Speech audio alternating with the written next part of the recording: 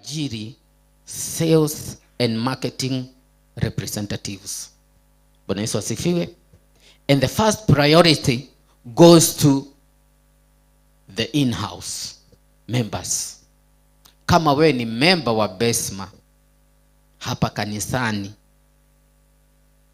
hiyo ni nafasi yako ya kwanza. Bwana Yesu asifiwe. Tunajua tuko na mama ambao ni mobilizer. Bwana Yesu asifiwe. Hakuna watu wanaweza kuregister members wa Besma kama wamama. Kama wewe mama unajua uko na skills ya sales and marketing, unaweza kuregister watu, kuconvince watu wawe members wa Besma, umekaribishwa. Lakini jambo la kwanza, sharti uwe member wa Besma wewe mwenyewe. Bwana Yesu asifiwe. So tutakuwa tukiajiri, tuna nafasi kama 20 positions za sales and marketing representatives. So kama wewe unajisikia ya kwamba uko na hiyo skill ya kuconvince watu wawe members wa Besma, na wewe ni member wa Besma kwanza, ubaki baada ya kanisa. Bwana Yesu asifiwe.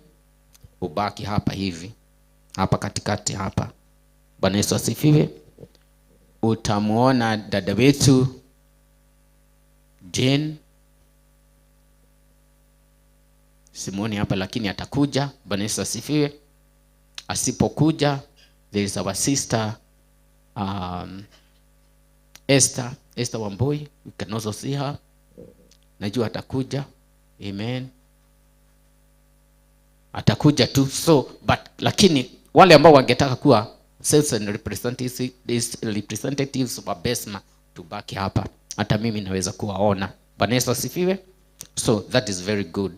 So it is open to everybody. Wazee, wamama, vijana, wale ambao wako na hiyo skill ya kuregister, kuconvince watu wakuwe members wa Besma. Otherwise, that is great. Na Mungu awabariki sana. Sikuweza kuwa nanyi siku ya Jumapili, lakini niko. Bwana Yesu asifiwe. Haleluya. Amen. Nilikuwa nimeenda shughuli za kibiashara. Bwana Yesu asifiwe. Na nimebarikiwa. Kama leo naweza toa tithe ya over 10,000. Si unaona hii ni baraka? Pigia Bwana Yesu makofi.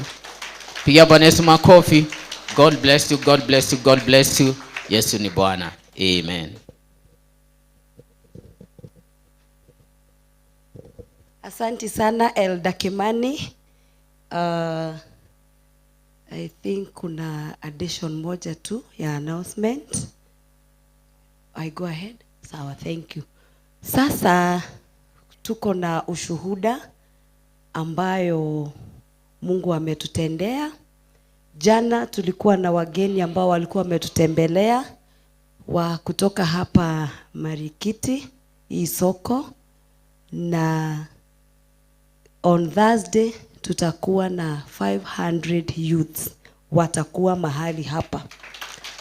Kwa hivyo tayari vile apostle alisema ya kwamba the train has started, ama the train has taken off. Kwa hivyo ni wewe ujishikilie vizuri, sababu kama hautajishikilia vizuri katika hii kazi ya Bwana, hiyo train itaenda na utatolewa. Bwana asifiwe.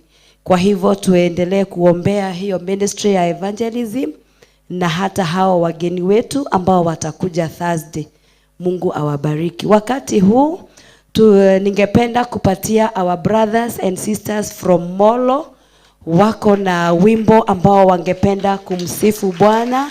Kwa hivyo tukaribishe our brothers and sisters from Molo wakaweze kukuja mahali hapa ili wakamsifu Mungu na wimbo moja.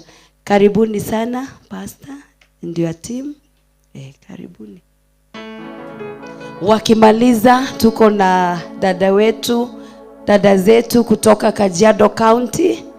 Pia na wao mujitayarishe, wako na wimbo wangetaka kumsifu Bwana. Karibuni tu hapa.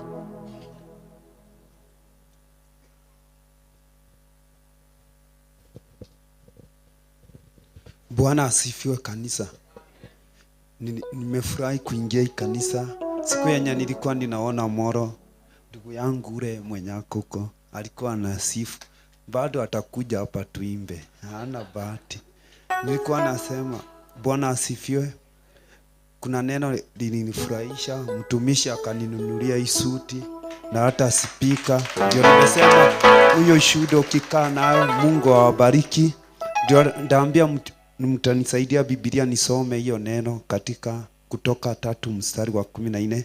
Fenya alituma apostle huko Moro, watu wameokoka, Yesu ni Bwana, wanasema hata heri umuishie Mungu, kwa sababu najua kwamba ndasoma hiyo neno katika mwenye ako na Biblia anisomee 3:14. Kutoka 3:14.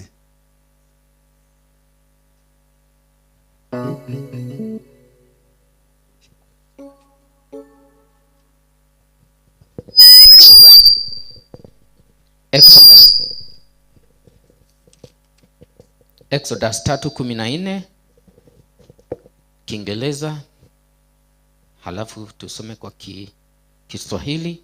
Inasema hivi, Exodus 3:14. And the anger of the Lord was kindled against Moses, and he said, Is it not Aaron the Levite thy brother?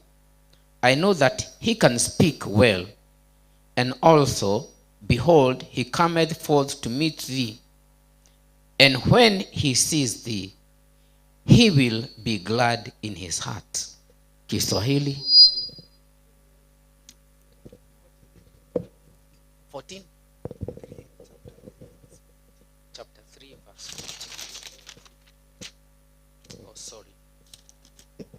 Chapter 3 verse 14 says, And God said unto Moses, I am that I am. And he said, Thus shalt thou say unto the children of Israel, I am hath sent me unto you. Nani ako na Kiswahili?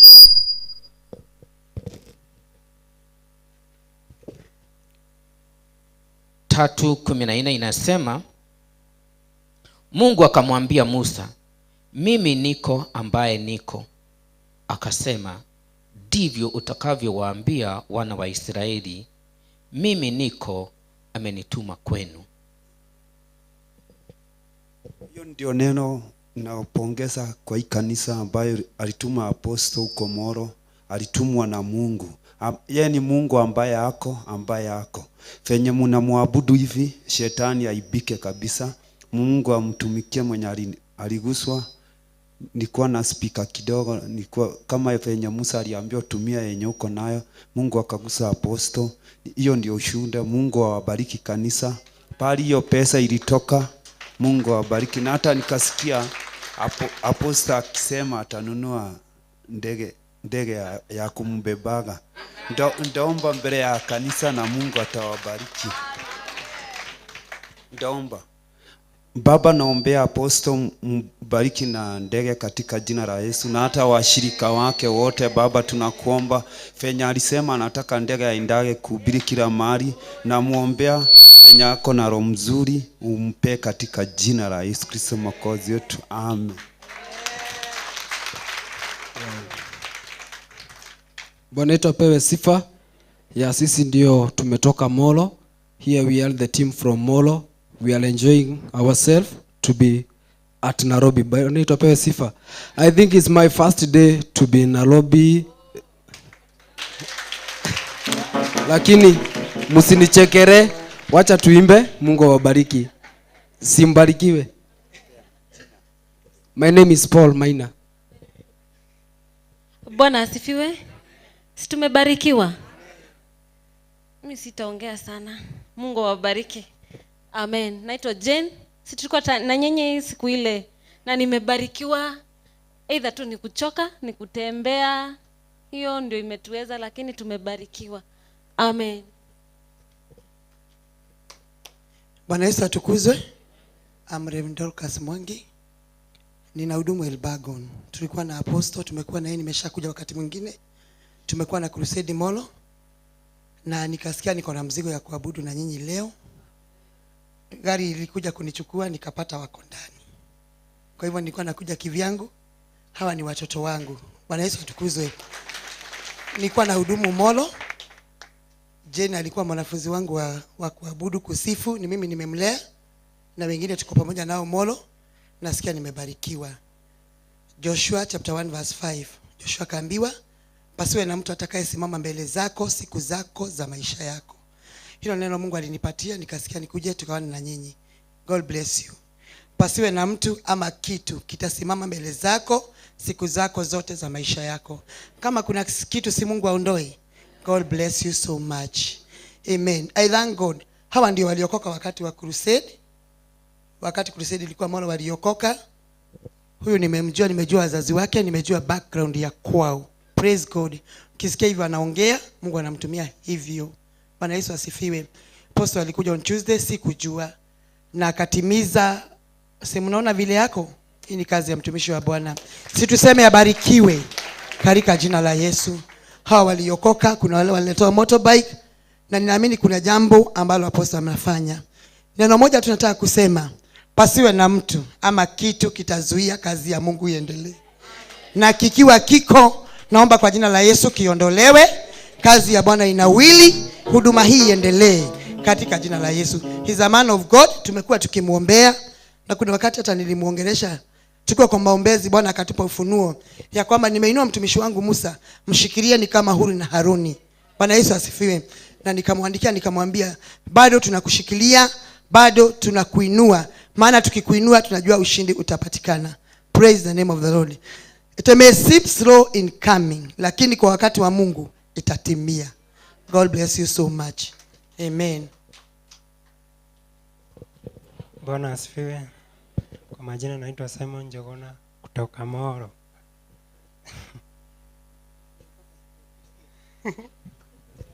Niliokoka siku ya crusade.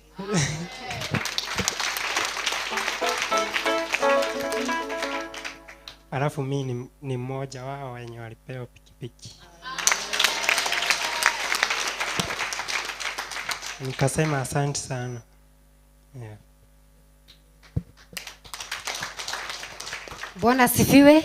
Nisalamie hivi sababu ya Bwana. Nimeokoka, naitwa Riz Mwangi na tumetoka Molo. Tuliona Reverend huko kwa stadium. Bwana asifiwe. Tukaweza kukaribia. Tulimpenda sana, ndio mnaona tumemfuata. Bwana asifiwe. Na mimi ni muimbaji wa nyimbo za Injili, na mbarikiwe sana. Bwana Yesu asifiwe. Asifiwe tena. Kwa majina ni Boniface Mwangi na nimeokoka. Praise the Lord. Hallelujah. Majina ni Irene Gitonga, nimeokoka. Iko mwimbaji ananifurahisha. Anasema, all the enemy meant for evil, God has turned it around. Turn it around. All the enemy meant for evil, God has done it around for my good. For sure, God has done it aloud for my good. Be blessed.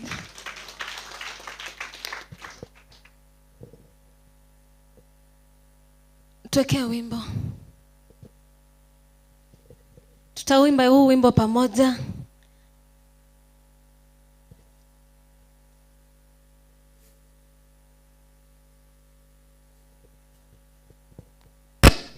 Bwana ametuweka huru, ili maana ndio maana tumefika mahali hapa. Amen.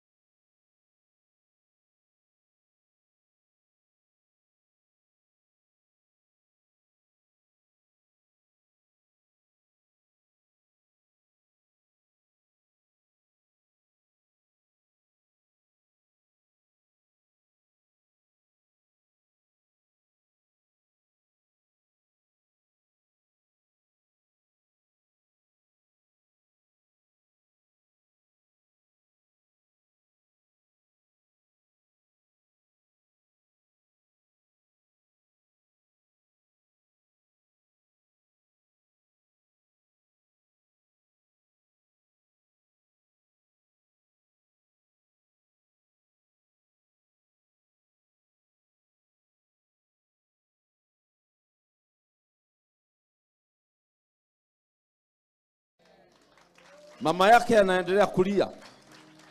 Nikaambiwa, chukua kishupa chako, enda umweke mafuta, anifanyie kazi. Sisi hatujuani na Waruinge, sasa tutajuana wapi? Na mimi najua Waruinge na kukufa ni kitu kimoja. Na sisi kanisani hatushikani mahali popote. Lakini nilipoambiwa hivyo, mama yake akilia, nikarudi nikaamuka. Nikakuta niko kwa kitanda. Swali langu lilikuwa hili. Mimi nikatafute Waruinge. Hata nikisikika ninamtafuta, unafikiria kitatokea nini? Kusema tu ninamtafuta. Mimi nilikuja hapa kwa kanisa letu Oliver Road. Nikakaa kwa kanisa nikasema, kwa sababu sio mimi nimejionyesha na sio mimi nilijiotesha, Waruinge ataletwa. Huyu hata hakumaliza dakika 20. Huyu. Watu ndio walifika kwanza wakaniambia kumeharibika. Nikamwambia wapi? Wakaniambia Waruinge mwenyewe, Dura. Walisema Waruinge mwenyewe, nikauliza Dura. Wakasema ako hapa. Na bila shaka sio vizuri kujifanya ati hata wewe haukuwa unasikia jasho ukisikia Waruinge. Hata mimi nilisikia jasho. Hata kama nilikuwa nimeota ndoto nikachidwa. Sasa tutaongea namna gani? Tutaongea na njia ipi? Aliingia kwa ofisi. Nikamwambia vile niliona, akaniambia utamuona mama yangu. Nikamwambia, akaniuliza ulionaje? Nikamweleza, akasema huyo ni mama yangu. Na hapo ndipo nilijua hii mtu anatakana awekwe mafuta. Nikaongea na watu wa serikali na watu wale wengine wote wanahusika, nikawaambia mtu ameletwa pande yetu, lazima nimweke mafuta. Na tukapanga mpango mkubwa pamoja na vyombo vya habari vya Kenya, tukaenda zote City Hall pamoja na mtumishi wa Mungu anaitwa Danston Maboya, apostle wa kule Tanzania. Mtu tukatoa kofia ya zamani, tumakamweka mavazi ya ukuhani, tukamuombea na Mungu akaongea, akasema huyu ni mtumishi wake. Bwana Yesu asifiwe. Na tangu wakati huo sini marefu yameokoka hapa Kenya. Watu wale amefikia, mimi siwezi kuwafikia. Wakati nilisikia amepata mahali ambapo anaweza kukutana na watu wake na watu wao waabudu Mungu wa kweli, nilisema nitatoka kwa kanisa nikuje mpaka hapa. Kae nikio dagi ukai. Kae nikio ndekire haha ai. Kae ndekire haha ni undu wa Ngai ucio wanjiririo tukuhoro wake. Kae mundu ni agukehunjia oyo, haleluya. Na sasa akitoka hapa kwa hii madhabahu atapewa shamba kubwa anjege madhabahu ya Mungu. Haleluya. Na kwa hivyo hiyo ndio introduction ambaye nilikuwa nataka musikie. Wale muko bado na tashwishi, mundu ndari agaruruka, nindakimwira uria gwathire agarurukire, na ni mimi nilimwekea mafuta. Na Waruinge kulia machozi ni kama kuota. Mimi sikufunga macho, ni maithori araumia. Unajua unashaka machozi anatoa, nikamwangalia tena kule.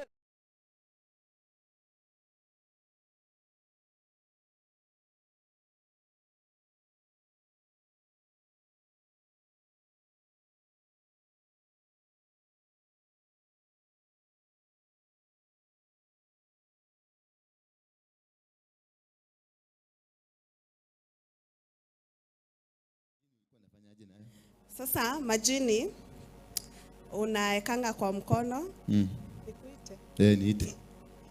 Niite, naweza taka kuitwa. Niite. Niko ready. Alafu unaiongelesha saa 9. Saa 9 ni masaa ya waganga na wachawi. Saa 9 za usiku. So unatoka nje. Na nimeanza kusikia kwa kitu kana nyuma hapa. Akuita mimi. Wairimo.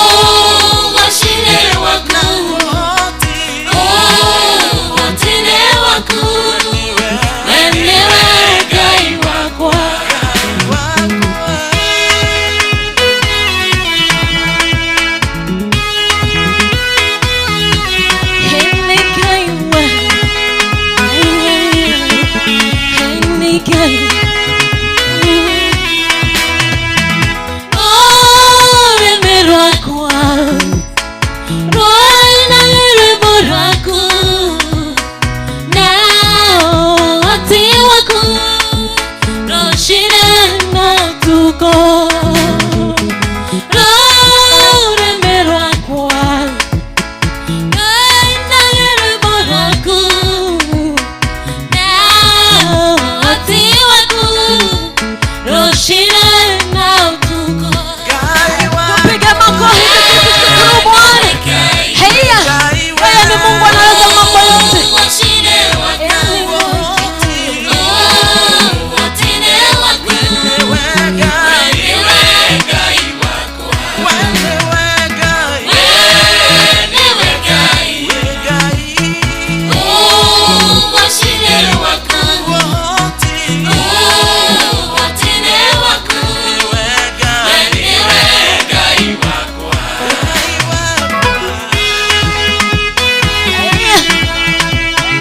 Shone que no te amor ni kaimba da que gananya no do enema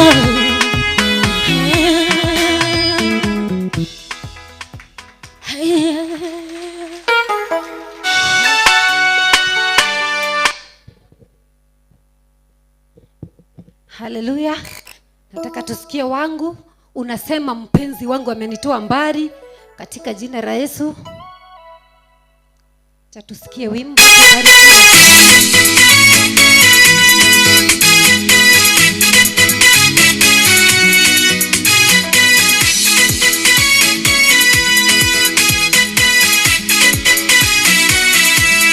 Nasema nilie na murata kitulia Gitikira na yona na ihenya Akitira tinidoherwa mehia Na kiubaliliwa magegania Wendo wakwa digadiga gutiga Tene na tene kutura kwendete Wajagurire gatagati kaingi Wendo waku ni uhete gikeno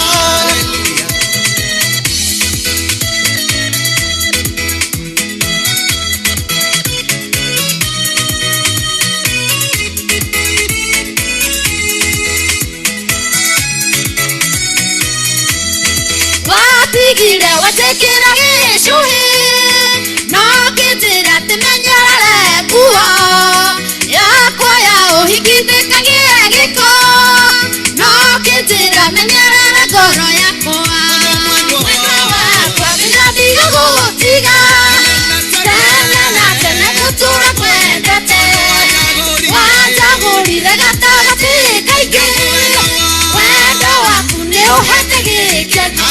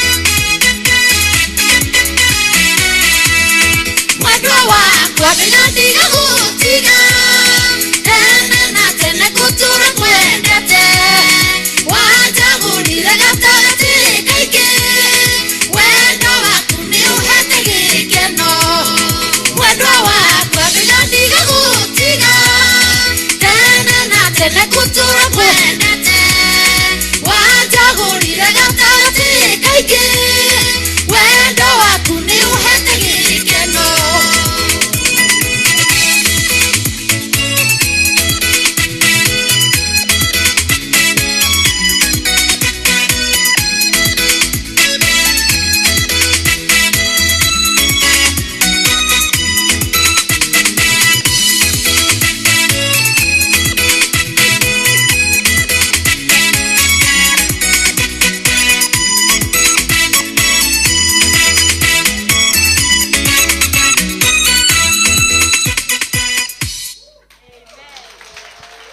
Amen, amen. Tuwapigie makofi. Asanteni sana. Thank you very much. Wakati huu ningependa kupatia dada wetu pale kutoka Kajiado County. Karibuni hapa. Mumesema ya kwamba mko na wimbo. Naomba mkaribie mahali hapa. Na Mungu atawabariki. Tuwapigie makofi wakati wanapokuja. Amen, amen. Karibuni sana. Hii ni nyumba ya Mungu. Sikuwe na wasiwasi. Amen.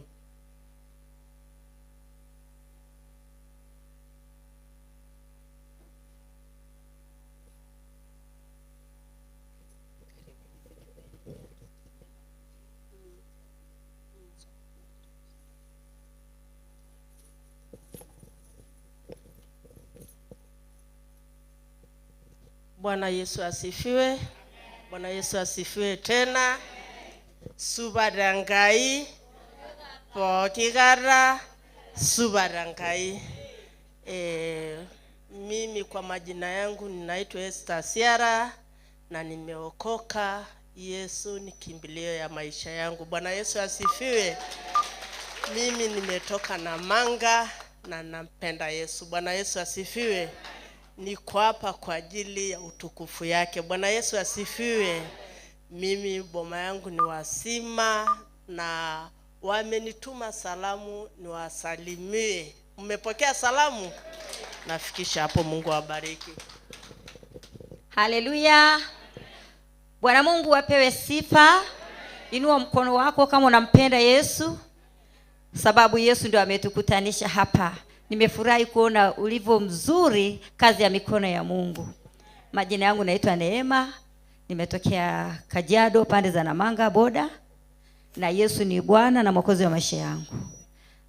Tunafanya kazi hapa, tumechanganyikana, tuko na single mothers na widows. Mimi ni coordinator wa widows katika Kajiado County. So nimefurahi sana kutembea hapa. Tumeleta habari njema na pia tunataka pia kusikia kutoka kwenu. Amani ya Bwana iwe pamoja nani. Bwana Yesu asifiwe. Haleluya. Bwana asifiwe. Tusalimiane kwa upendo. Amen. Mimi kwa majina yangu naitwa Pastor Betty. Nimetoka Namanga. Ninashiriki na kanisa la Deliverance Church na ninawapenda. Ndio maana leo tumekuja kuangalia, kuwachungulia mahali mpo na ni kama tumewapata. Haleluya. Tumeona leo acha tuje tubebe baraka. Na hakika tunahisi kwamba kuna baraka mahali hapa, maana ukikuta wandugu wakiwa pamoja, basi hapo kuna baraka, kama vile neno lake linasema katika Zaburi 133.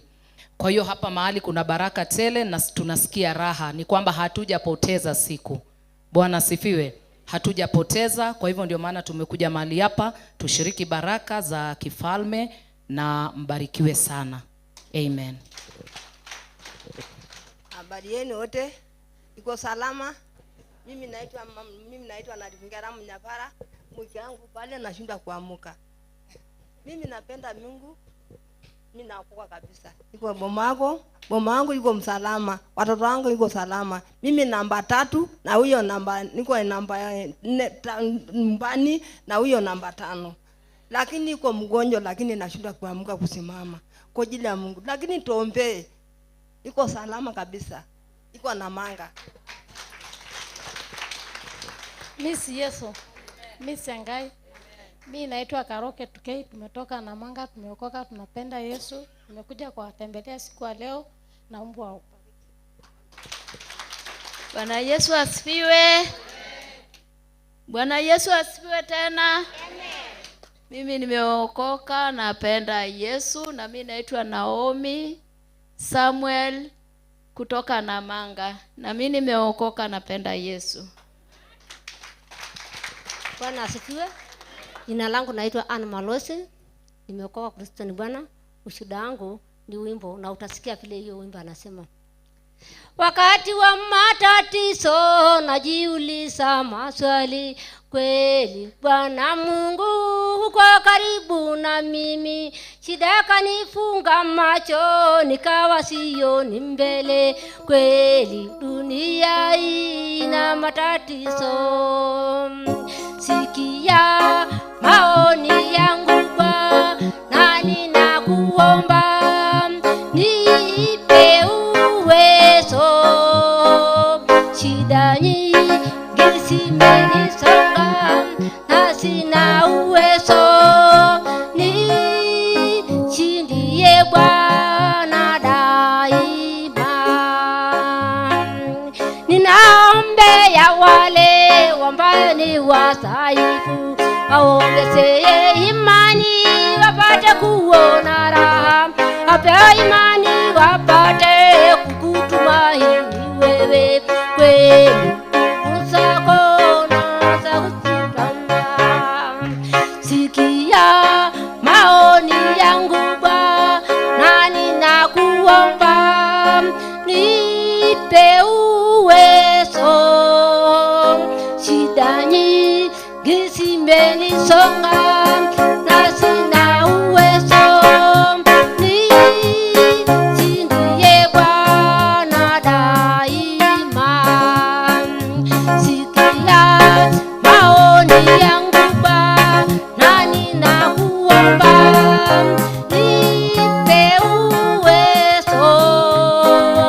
Shida nyingi zimenisonga na sina uwezo, nishindie Bwana daima.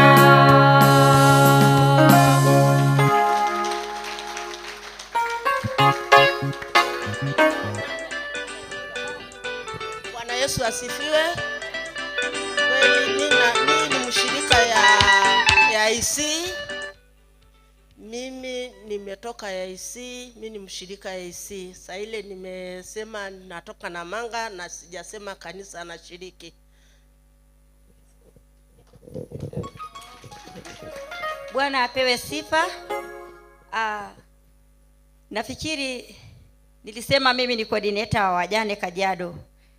Kupitia Pastor Pauline, na simuoni yuko hapa, yeye ndo ametualika tuwe hapa kwa pastor. Na hakuna, kila kitu inakuwaga na mlango. Kila jambo ina mlango, na mlango anakuwa ni mtu. Bila pengine singekujua kama si Pastor Pauline. Pauline, karibu hapa. Yeye ni Masai wetu. Yuko wapi Pastor Pauline? Karibu, tunapoimba tuimbe pamoja na yeye. Pigia pastor wetu makofi jamani. Makofi hayatoshi. Ametupeleka mbali, amekuwa rafiki yetu na msaada wetu. Kupitia Pauline sisi wajane tukatambua haki yetu. Amekuwa akitupigania. Jamani, makofi hayatoshi. Piga makofi kwa pastor Pauline.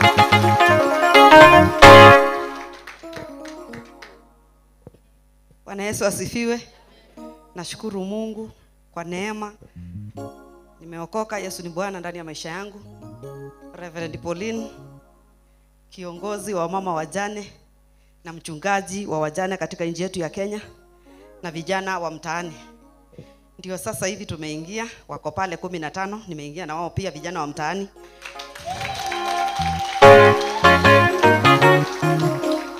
Walikuwa wananiuliza ni aje madhe umevaa kama hao wa mama.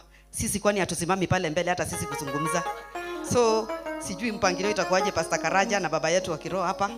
Nashukuru Mungu kuheshimika mbele ya madhabahu na mafuta ambayo anafanya kazi katika mjane na mtu aliyekataliwa katika nchi yetu na hata mataifa zingine. Sasa sijui Pastor Neema ulikuwa unataka tuanzie wapi? Tuimbe. Sasa mtaniongoza na hiyo wimbo wele ya huko. Nyinyi ndio mtaongoza. Bwana asifiwe. Mimi ni mshirika wa AC na mimi ni mwanakwaya.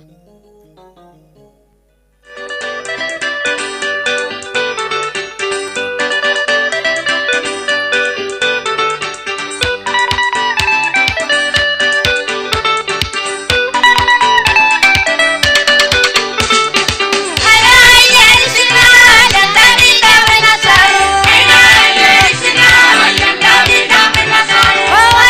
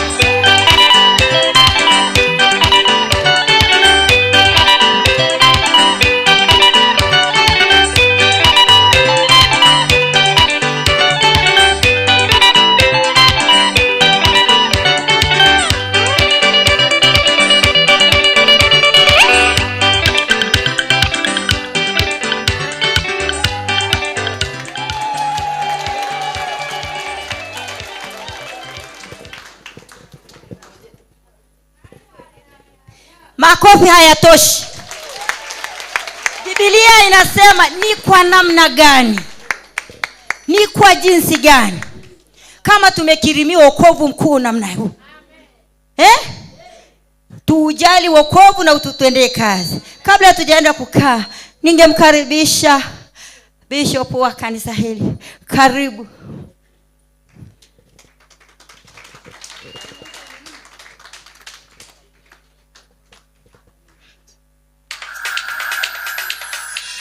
Sawa.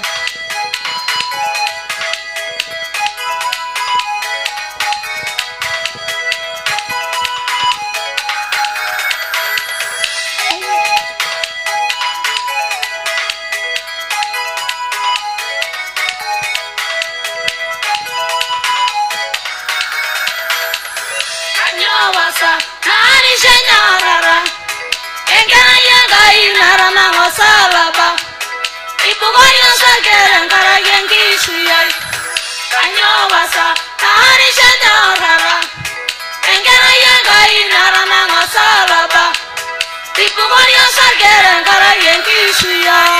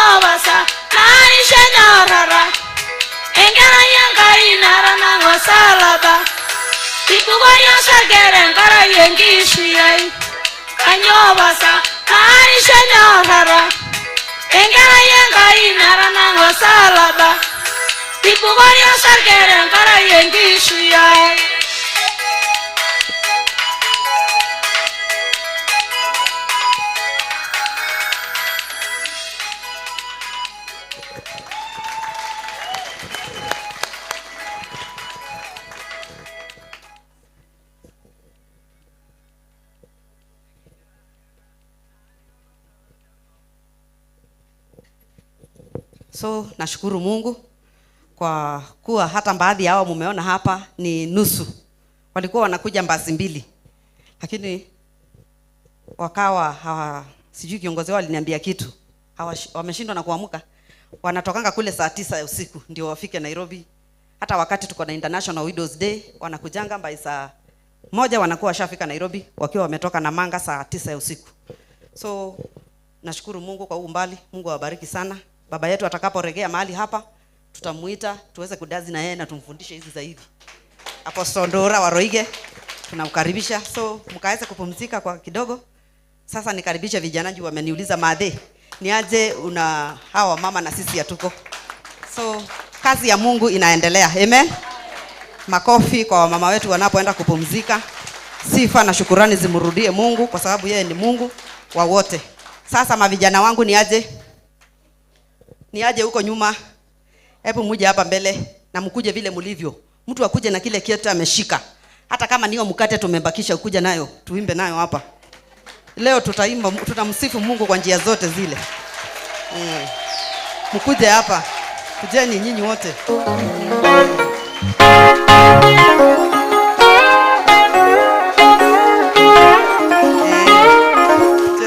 Kila mtu na mburungo yake, kila mtu na mburungo yake.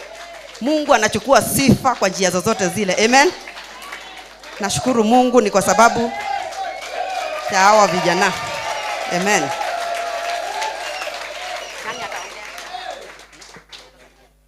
So Wacha ni baadhi ya viongozi wangu watawasalimia mmoja, ndio sasa mwingine atuongoze na wimbo.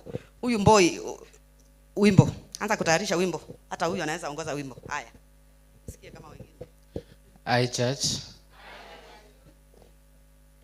Yeah, my name's Daniel Musioka Makamba, and I don't know how I met myself as a street boy,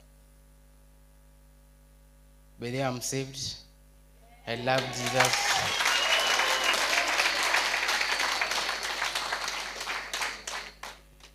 Naishi Mlolongo, lakini niko na almost 3 weeks sijafika Mlolongo, na nafanyanga la kulala huku. These are my friends we have met. Tumejuana tu, wamenionyesha mtaa venye iko, venye nafaa kutafuta pesa nikule nini, nisiombe sana. So I love them, they are my brothers.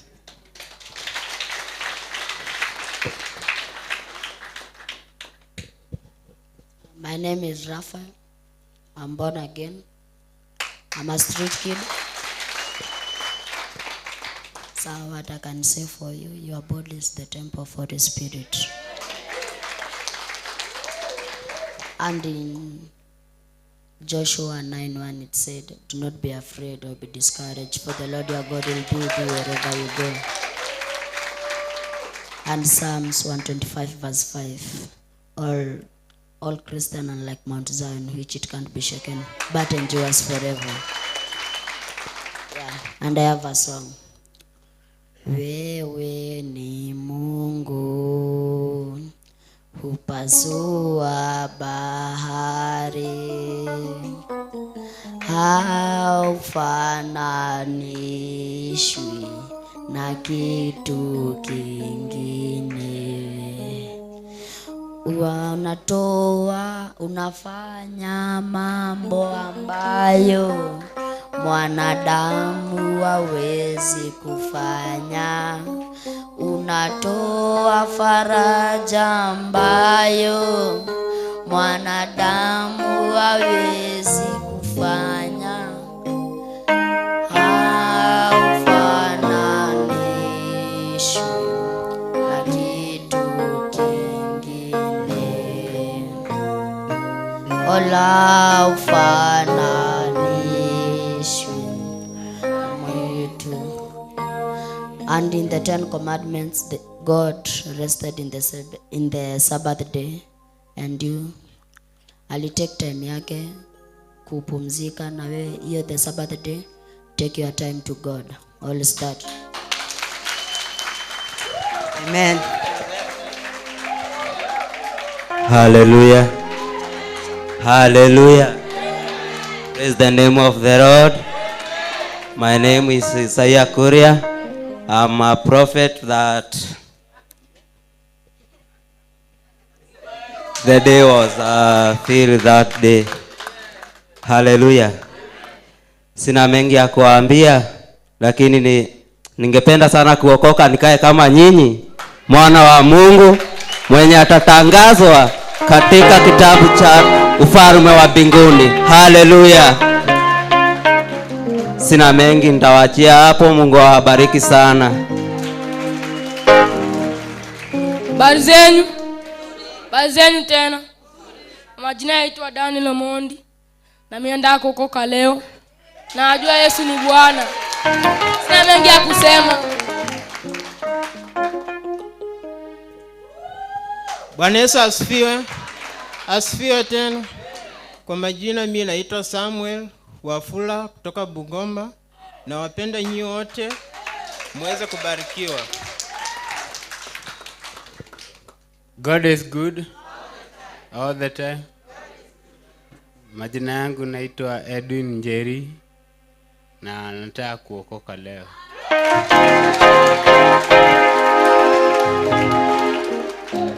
Habari zenu.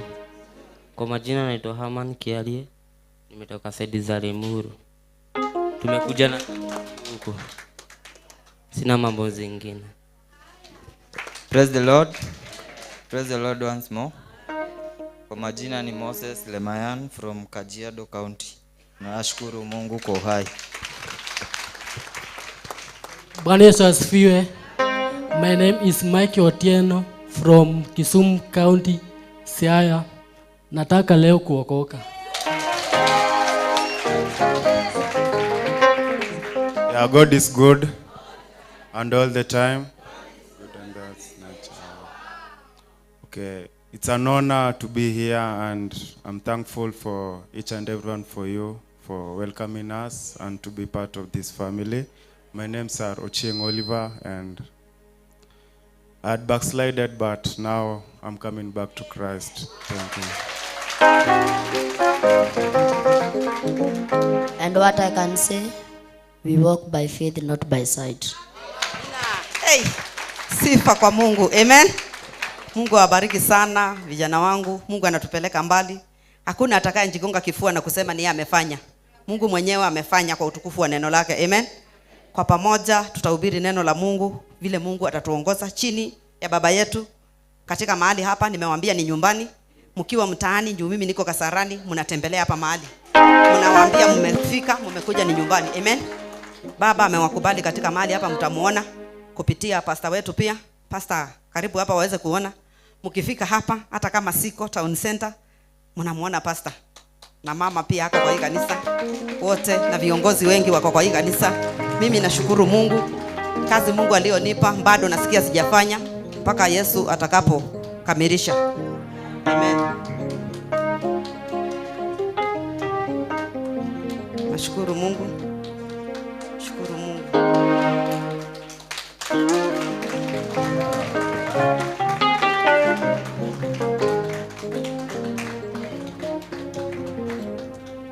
Amen.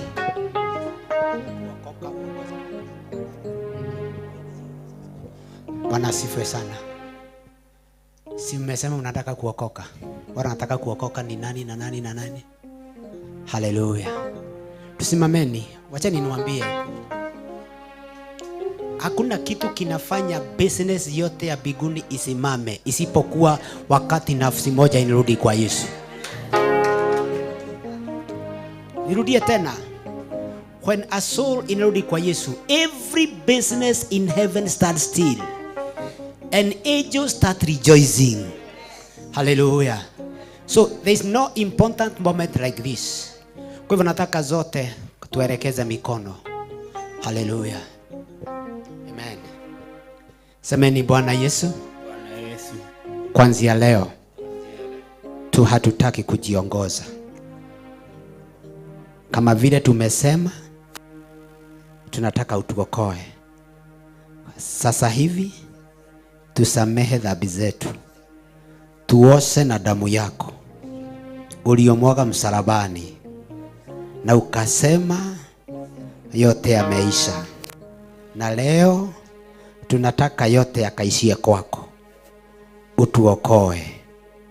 Kuanzia sasa tunakukiri ya kwamba wewe ndiye Bwana na Mwokozi wetu. Tutakufuata na tutakutii. Tunapokea baraka ya kuzaliwa upya katika Kristo Yesu. Tunakubali na neno lako ya kwamba sasa sisi ni viumbe mpya. In Jesus name. Baba, katika jina la Yesu, we thank you. Yesu ukasema kwa neno lako ya kwamba hakuna aliyekuja kwako ukamtupa kamwe. Sasa hawa wamekuja kwako sasa. Tunaomba ya kwamba kama vile wamekuja kwako, hakuna atakayetoka. Roho ya kurudi nyuma, we frustrate it and command it out of their life in the name of Jesus. And by the same blood we declare their past has been sanctified, their life has been made afresh, they are new in Christ. Tunawakatanisha na vifungo vyote, laana na vituko vyote, hata wamezaliwa, hata kile kimewafanya wakaje kwa mitaa. Tunakata nguvu zake sasa, tunakata nguvu zake sasa in the name of Jesus. Na tunaomba Roho Mtakatifu anze kuwanenea na kuyashawishi. Asante Bwana, tunawapokea katika ufalme, na ni katika jina la Yesu tunamwomba na kuamini. Hallelujah. Let us shout hallelujah. Na katika hiyo sherehe I want us, amen, Nataka tujiuge na bigu vile ufanya. Maana biunge huserekea. Pastor Don, haraka sana kuja tusifu Bwana tukiserekea sababu ya hawa wanapokoka, wanapoparekezwa kutoka hapo in Jesus name. Leo tupigie Bwana makofi. Haleluya. Sangwe sangwe sangwe sangwe sangwe sangwe. Wapi sangwe za Bwana? Haleluya. Amen. Inua mikono juu basi katika jina la Yesu. Jamani, si hawa jamaa wanapendeza sana. Amen. We Mungu amekutengeneza. Na angalia hawa venye wako. Hawa ni wetu, sema amen. Kwanza ule wa Bungoma kwa wapi? Wewe ndio wa Bungoma? Sawa, tutaonana. Haleluya. Huko ni kwetu. Haleluya. Inua tu mikono, tutasifu alafu tumalize na worship and then tuendelee katika jina la Yesu. Kuanzia hapa wacha iende venye itaenda. Wacha iende venye itaenda. Haleluya. Mikono juu kila mtu, mikono juu, mikono juu, mikono juu, mikono juu. Tutadance na wao, hawa ni mandugu zetu. Amen. Ninapenda sana wakati inapofika katika sifa, you celebrate. Vile Pastor Karanja amesema wakati mmoja anakuja katika ufalme, mbingu huwa inasimama na shangwe na nderemo huwa inakubalika. Sasa munaruhusiwa kudance style yoyote na vile munataka katika jina la Yesu. Inua tu mikono kwa jina la Yesu. Tunaitisha tu roho wa Mungu na utukufu wa Bwana tunapoenda kusifu. Haya, peperusha mikono. Unajua tu kawaida yangu lazima tufungue anga katika jina la Yesu. Inua tu mikono juu, inua tu mikono. Inua mikono, inua mikono juu. Mikono yako juu kila mtu. Mikono juu katika jina la Yesu. Unapofanya hivi, wengine wao wanakuja kwa ufalme. Watakuja wasimame wakwe wahubiri kama huyu nabii aliye hapo. Katika jina la Yesu, mikono juu. Haya, mikono juu. Nataka nihesabu 1, 2, 3. Nisikie shangwe na vigelegele kwa Yesu. Nataka nisikie shangwe na vigelegele kwa Yesu. Mikono juu. Haya, 1. Haya, 2. Haya, 3. Wapi shangwe na vigelegele? Wapi shangwe na vigelegele? Haleluya. Sikiza, nataka nisikie wamama wanajua kupiga vigelegele na nderemo. Nataka nisikie wazee wanapenda kupiga binja. Nataka nisikie watoto na nione watu wakirukaruka. Mimi husema kama unaweza beba mwenzako beba, akianguka usiniulize. So inua tu mikono juu katika jina la Yesu. Mikono juu, mikono juu, mikono juu. Haya, peperusha, peperusha mikono. Nataka nione peperusha mikono, peperusha mikono. Jona, peperusha mikono, peperusha mikono, peperusha mikono. Jonathan, peperusha mikono, peperusha mikono, peperusha mikono, peperusha mikono. Haya, 1. Haya, 2. Haya, 3. Wapi shangwe na vigelegele? Tunasherehekea ushindi wa Bwana. Jina la Yesu ni ngome imara.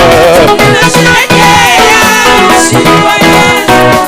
Jina la Yesu ni ngome imara. Tunasherehekea ushindi wa Bwana. Jina la Yesu ni ngome imara. Tunasherehekea ushindi wa Bwana. Jina la Yesu ni ngome imara. Tunasherehekea ushindi wa Bwana. Jina la Yesu ni ngome imara. Tunasherehekea ushindi wa Bwana. Jina la Yesu ni ngome imara. Wapi makofi ya juu?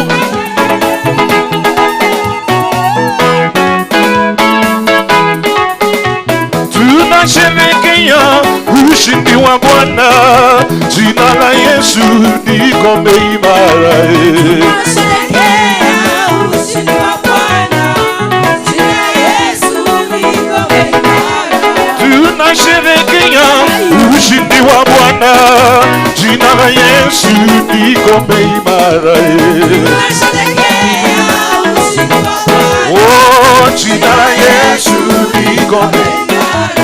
tunasherehekea ushindi wa Bwana, jina la Yesu ni ngome imara. Tunasherehekea ushindi wa Bwana, jina la Yesu ni ngome imara.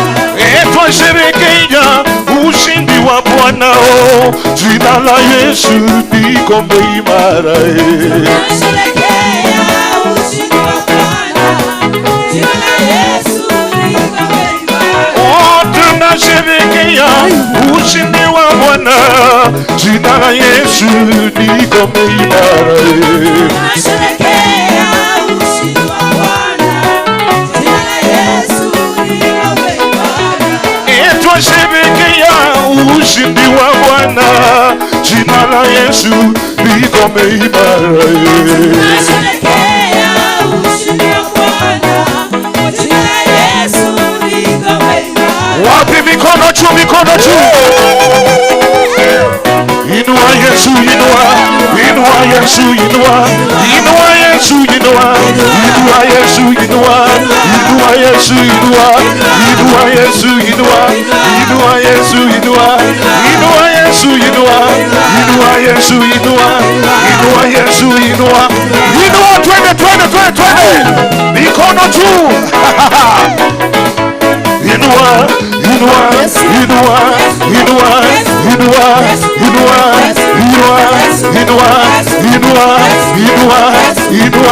inua, oh, inua mikono useme ni Bwana. Yesu ni Bwana. Oh, inua mikono sema Yesu ni Bwana. Yesu ni Bwana. Oh, inua mikono useme Yesu ni Bwana. Yesu ni Bwana. Oh, inua mikono useme ni Bwana. Yesu ni Bwana. Oh, inua mikono sema Yesu ni Bwana. Yesu ni Bwana. Inua mikono useme ni Bwana. Yesu ni Bwana. Inua mikono yako sema Yesu ni Bwana. Yesu ni Bwana. Inua mikono useme ni Bwana. Yesu ni Bwana. Inua mikono sema Yesu ni Bwana. Yesu ni Bwana. Ainuliwe Bwana wa mabwana, ainuliwe ametenda mema. Inua Yesu juu.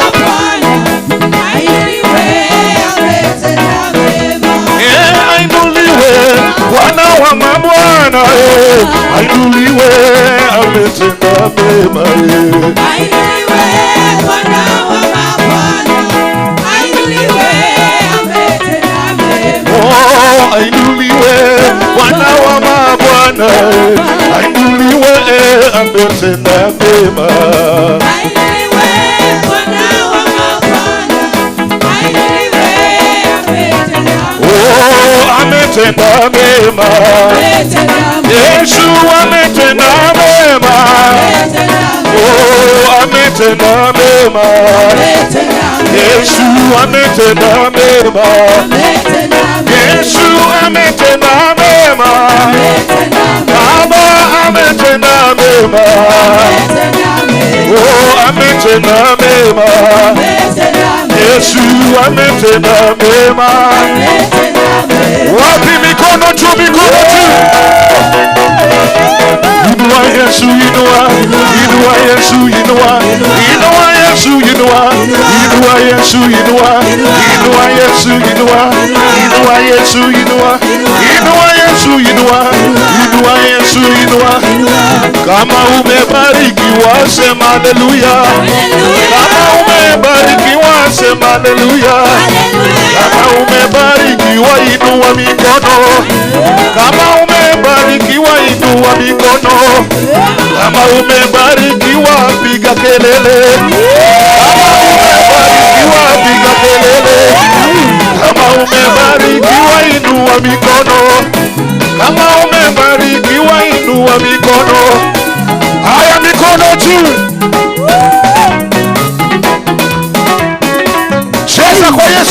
tu. Cheza vile unataka tu. Cheza kwa Yesu tu, cheza.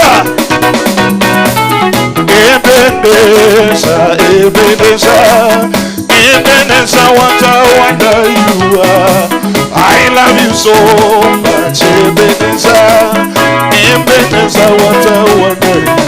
Ebeneza, Ebeneza, Ebeneza, Ebeneza, what a wonder you are. I love you so much, Ebeneza.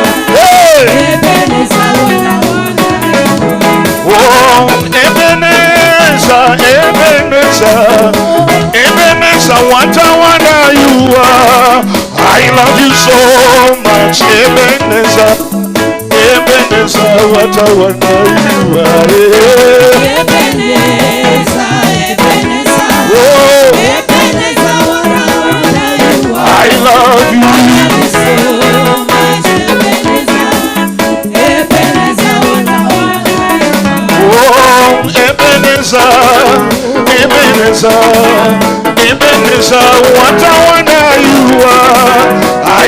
so much, Ebeneza, Ebeneza, what a wonder you are. Oh, Ebeneza, Ebeneza, Ebeneza, what a wonder you are. I love you so much, Ebeneza, Ebeneza, what a wonder you are. Ebeneza, Ebeneza, Ebeneza, what a wonder you are. I love you so much, Ebeneza, Ebeneza, what a wonder you are. Oh, Ebeneza, Ebeneza, Ebeneza, what a wonder you are.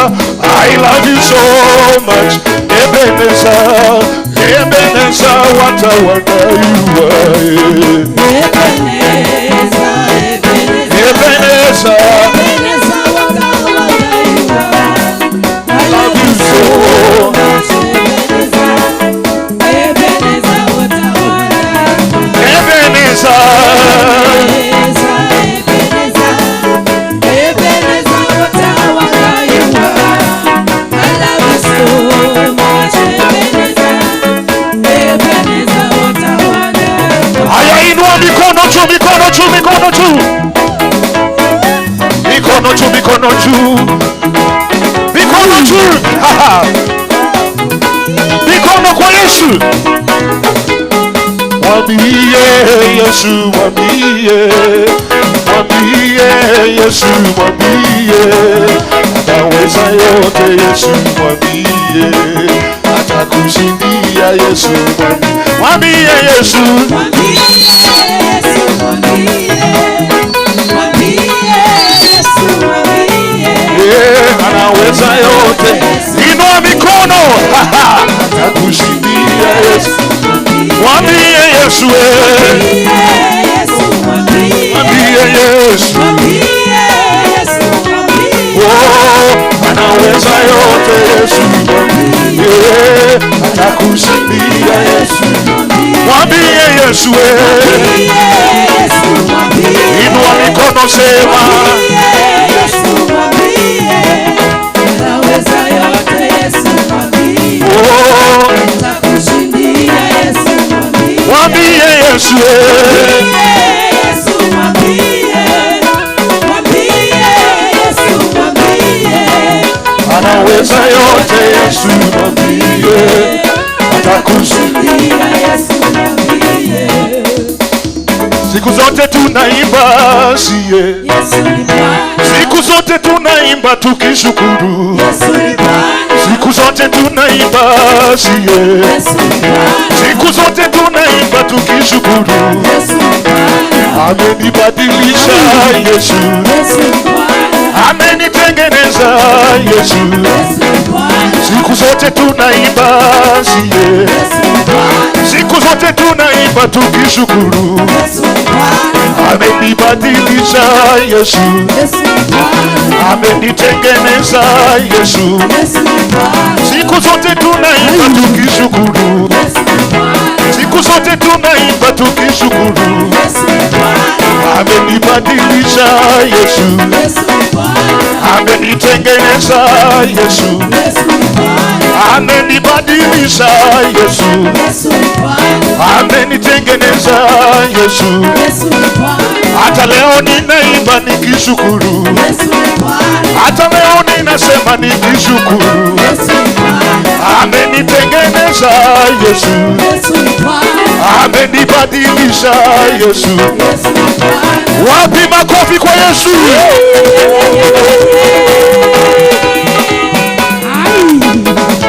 Piga makofi, piga piga piga. Piga makofi, piga.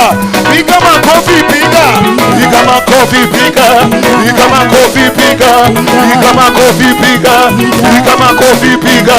Piga makofi, piga. Piga makofi, piga. Piga makofi, piga. Piga makofi, piga. Wapi shangwe na vigelegele?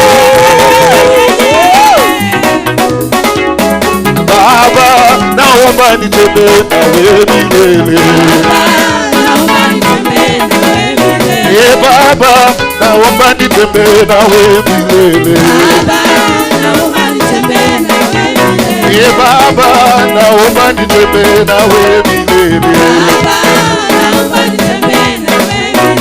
Baba, naomba nitembee nawe milele. Baba, naomba nitembee nawe milele. Baba, baba, baba, naomba nitembee nawe milele. Ninapochoka Baba, naomba nitembee nawe milele. Baba, baba, baba, naomba nitembee nawe milele. Baba, naomba nitembee nawe milele. Baba, baba, baba, naomba nitembee nawe milele. Ninaposhindwa Baba, naomba nitembee nawe milele. Baba, baba, baba, naomba nitembee nawe milele. Ninaposhindwa Baba, naomba nitembee nawe milele. Milima na mabonde, naomba nitembee nawe milele. Milima na mabonde, naomba nitembee nawe milele. Baba, baba, baba, naomba nitembee nawe milele. Twende, twende, twende. Baba, baba, baba, naomba nitembee nawe milele. Ninaposhindwa Baba, naomba nitembee nawe milele. Ninaposhindwa Baba, naomba nitembee nawe milele. Baba, naomba nitembee nawe milele. Oh, nitembee nawe, nitembee nawe, nitembee nawe, nitembee nawe, nitembee nawe. Mikono juu, twende milele. Nitembee nawe, nitembee nawe, nitembee nawe, nitembee nawe, nitembee nawe, nitembee nawe, nitembee nawe, nitembee nawe, nitembee nawe, nitembee nawe, nitembee nawe, nitembee nawe, nitembee nawe, nitembee nawe, nitembee nawe, nitembee nawe, nitembee nawe, nitembee nawe, nitembee nawe. Mwambie Farao, nimeokoka, sitarudi tena katika Kanaani. Twende, twende. Oh, mwambie Farao, nimeokoka, sitarudi tena katika Kanaani.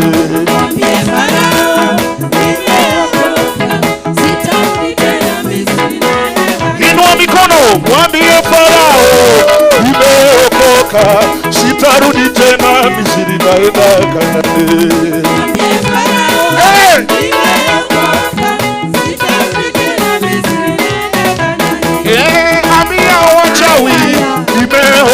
waganga, sitarudi tena Misri, nitaenda Kanaani. Oh, sitarudi tena Misri.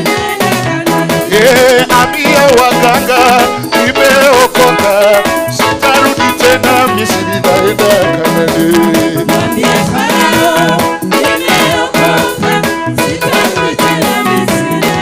Naenda Kanaani, naenda Kanaani, naenda Kanaani, sitarudi tena Misri.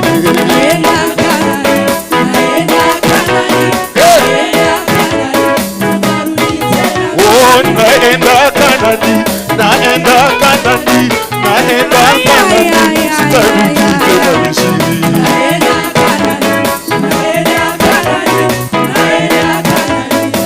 Haya, mikono juu, mikono juu, mikono juu. Kaiwa kwa, kaiwa kwa, kaiwa kwa wewe Malegania, kaiwa kwa, kaiwa kwa, kaiwa kwa wewe Malegania. Tende kaiwa kwa, kaiwa kwa, kaiwa kwa wewe Malegania, kaiwa kwa, kaiwa kwa, kaiwa kwa wewe Malegania.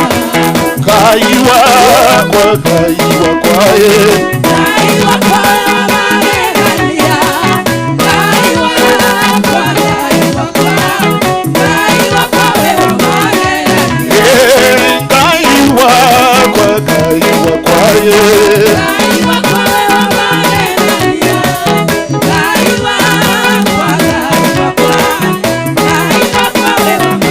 Haya, patia Masai nafasi, patia Masai.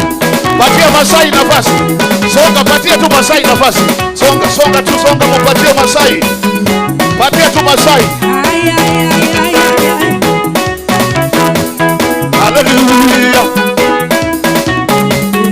Yao Masai basi tunaingia. Twende Masai.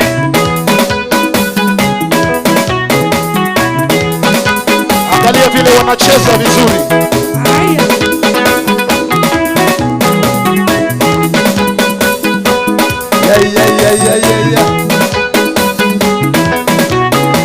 Wapi makofi ya Masai?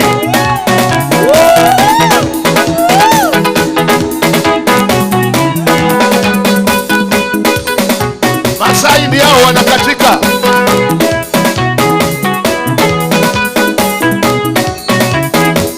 Chakera, chakera nyuma mwandani, chakara ikamunguko.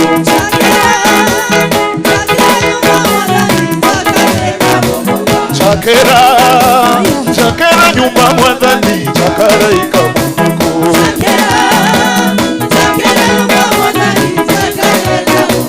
Chakera, chakera nyumba mwadhani, chakara ikamunguko.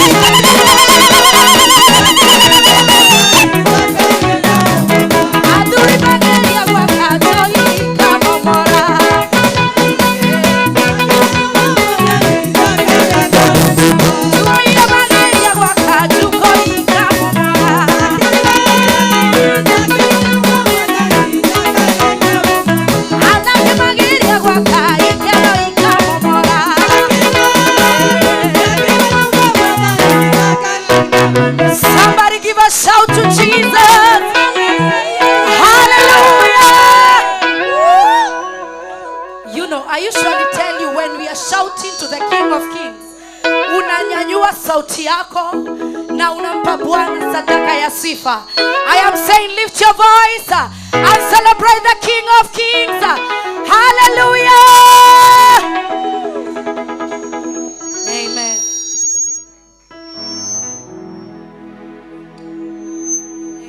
Nyanyua tu mikono. Nyanyua mikono juu ya kichwa chako. Shalalaramaya. Wewe ni Mungu mpasua bahari. Haufananishwi na kitu kingine. Haufananishwi kitu kingine. Wewe ni Mungu mutuliza mawimbi, hafananishwi na kitu kingine, hafananishwi na kitu kingine. Unafanya mambo ambayo wanadamu hawezi kufanya. Unatoa faraja ambayo wanadamu hawezi kutoa. Unafanya mambo ambayo wanadamu hawezi kufanya. Unaponya magonjwa ambayo madaktari wameshindwa kutibu. Unafanya mambo ambayo mwanadamu hawezi kufanya. Unatoa amani ambayo mwanadamu hawezi kutoa.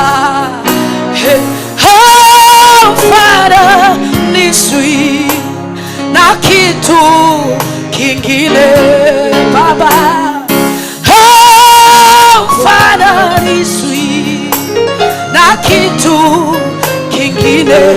Unafanya mambo, unafanya mambo hadi sapaza sauti sana.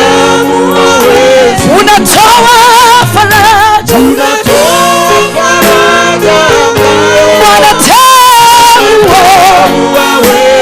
unafanya mambo wanadamu, unatoa faraja. With our hands lifted, unafanya mambo mambo ambayo yes, unatoa faraja.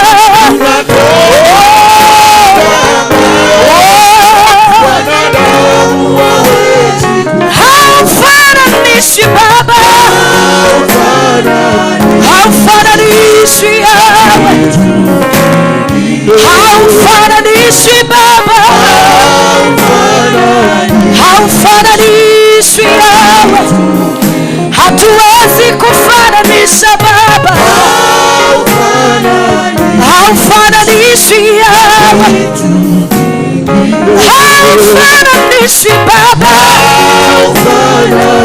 haufananishi Yawe, haufananishi Baba, haufananishi Yawe, haufananishi Baba. Yes Lord,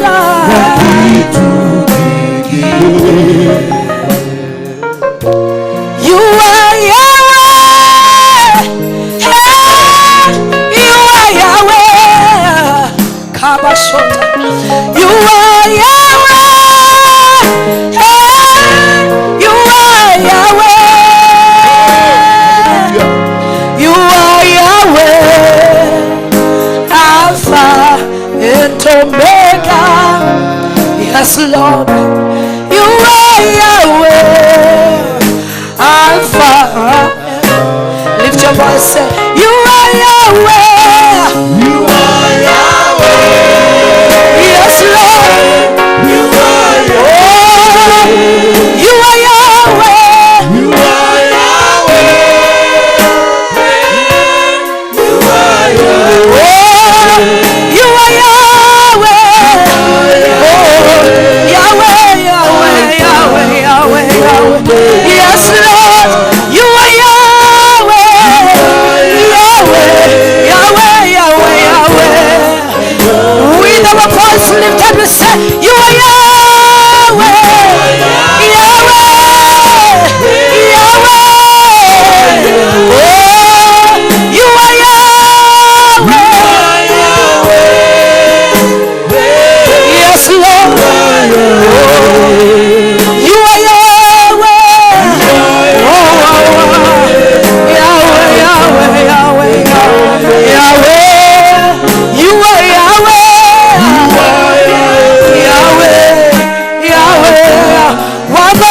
lift up and say, you are Yahweh.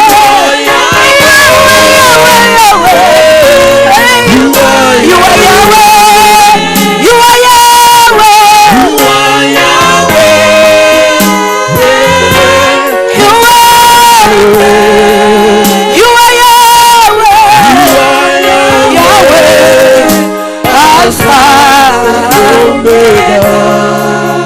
You are Yahweh. You are Yahweh. Oh, one more time, say you are Yahweh Alpha. You are Yahweh Alpha. Oh, you are Yahweh Alpha and Omega.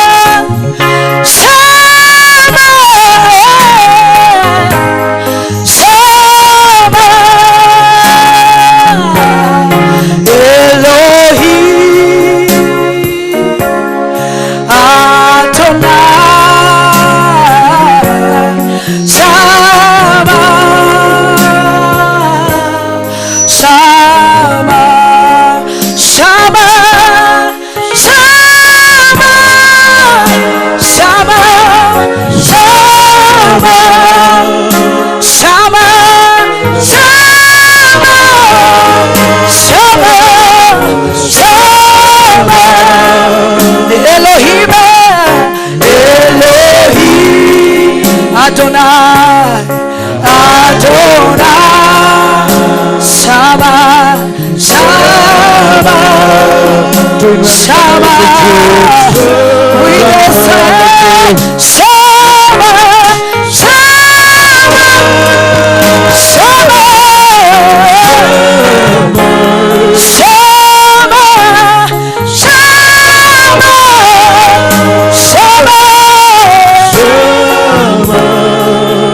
Elohim, Elohim, Adonai, Adonai, Shama,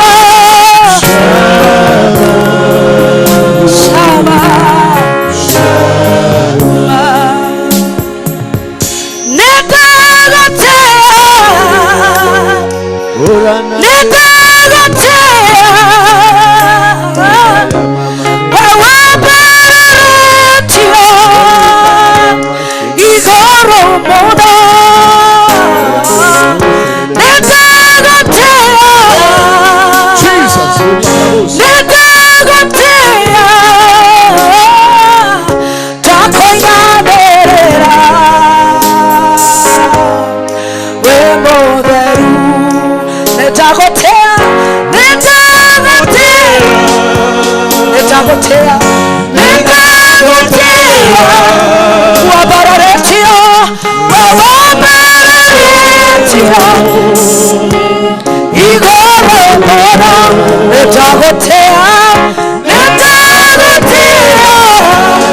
yes, Lord.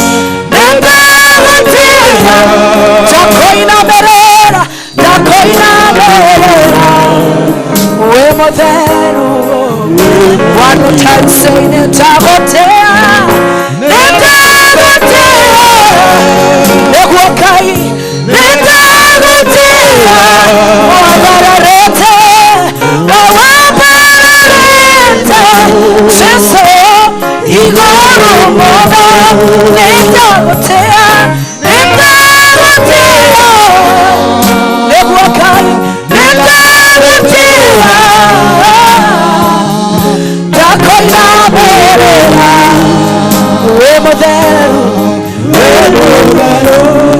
Takoina berera, takoina berera, we moderu. Oh, takoina berera, takoina berera, takoina berera. We bandera lo querario, takoina berera. We moderu, we moderu, we moderu. Oh, takoina berera. Takoina berera, takoinamirira todo wekai we motheru mafani takoinamirira we motheru kai. You are holy, you are holy God, you are holy God, you are holy God. We motheru, we motheru, we motheru, we motheru kai, we motheru kai, we motheru kai. You are holy, you are holy, you are holy, you are holy. We motheru kai, we motheru. You are holy, you are holy, you are holy, you are holy, holy you are. Ay ay ay ay. We motheru kai.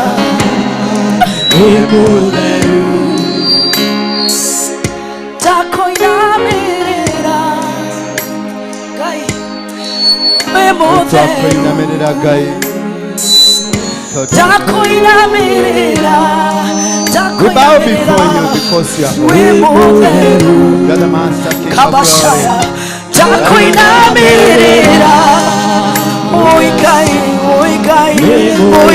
Hatutabudu miungu ya Baali, hatutabudu miungu ya Ashera. Wewe unayejibu kwa moto twakuinamia.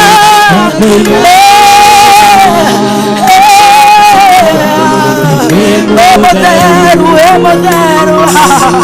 takoiname yakaya taya yakataya nama eshalana mayanda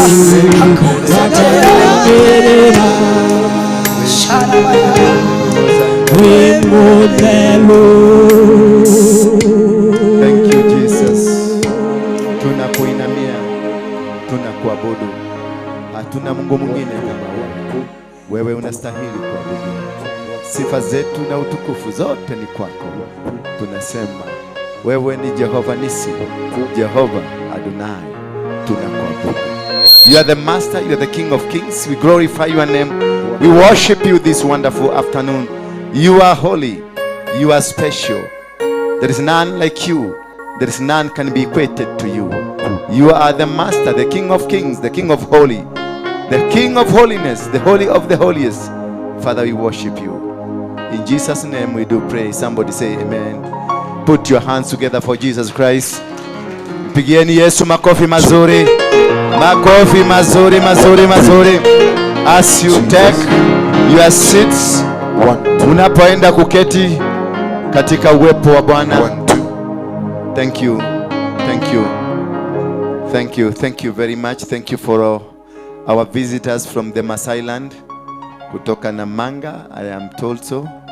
Thank you watu wa Molo. Mungu awabariki sana.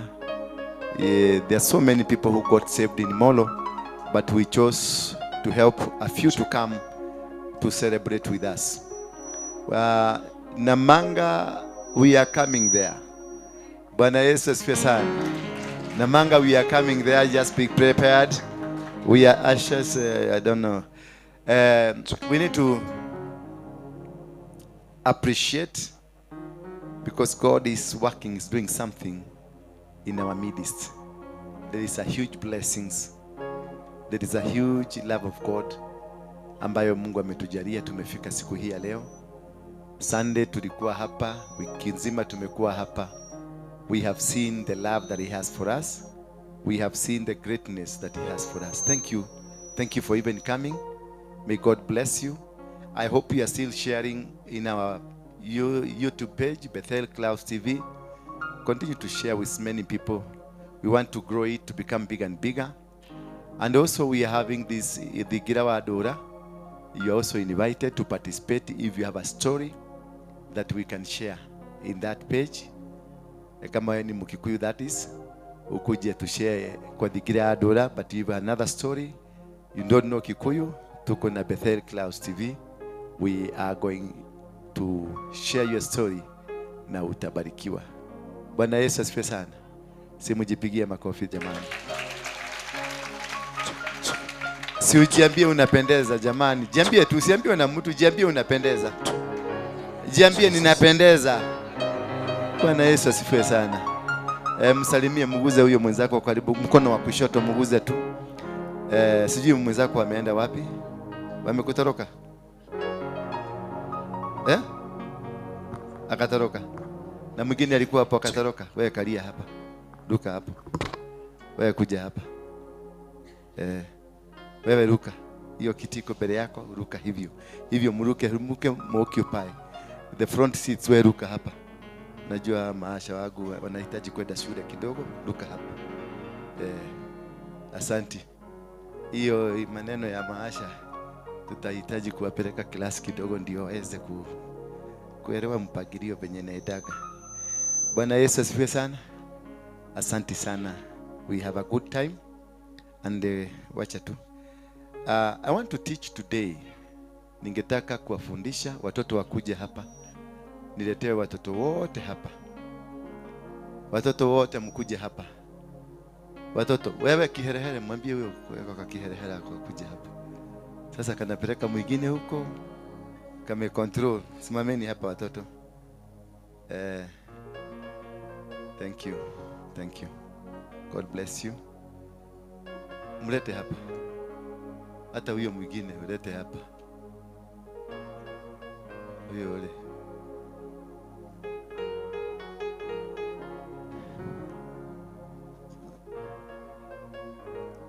Kuja hapa. Kuja. Hapa. Kikwira kwa hii itiria godhoni.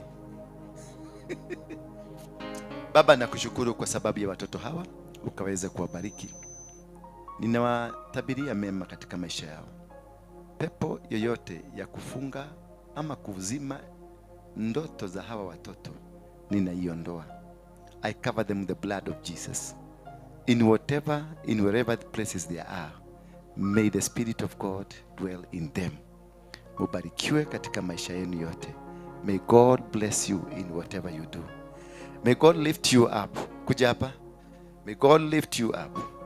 May God help you. In Jesus' name we pray. Thank you. So wapelekeni kule. Wote hata hako kaende huko ndani nisikaone hapa.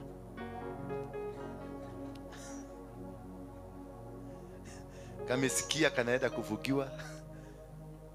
Kako na ina jimigi sana.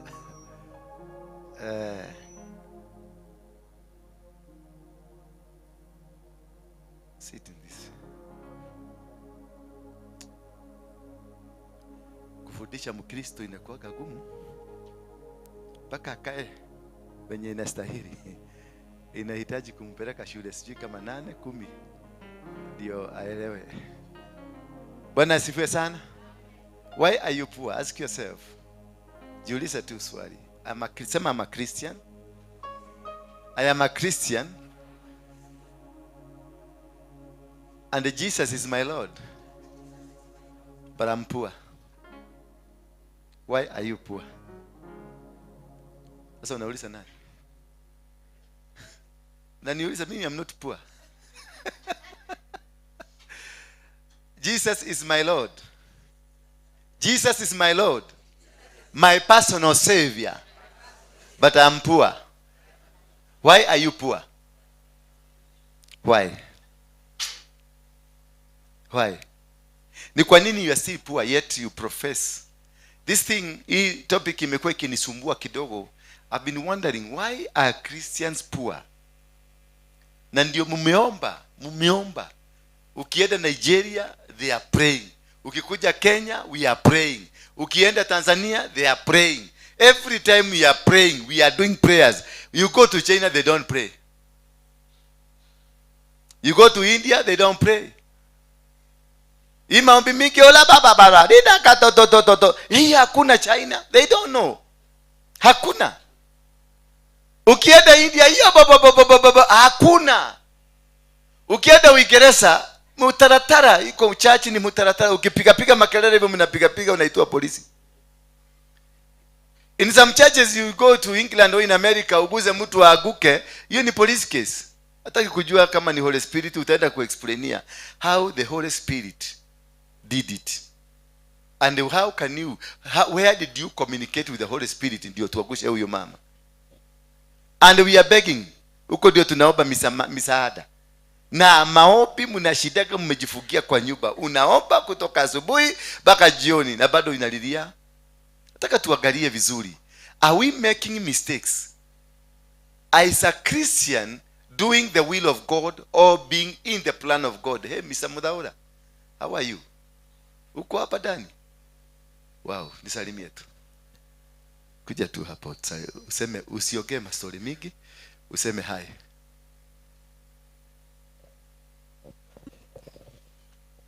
Bwana asifiwe. Kwa majina naitwa Joel Mudhaura. Nimeokoka na Kristo ni Bwana.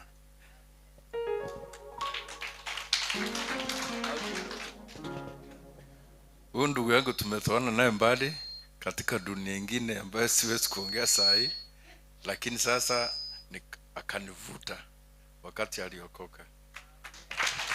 Wakati nawaambiaga wale watu walikuwa wanataka kuniua, huyo ndio mmoja. Alikuwa amepatiwa order na president himself. Himself anipiga nikufe, lakini sasa angalia nani angekuhubiria uokoke. Bwana Yesu asifiwe sana. Nisisikie hiyo kelele tena hapo.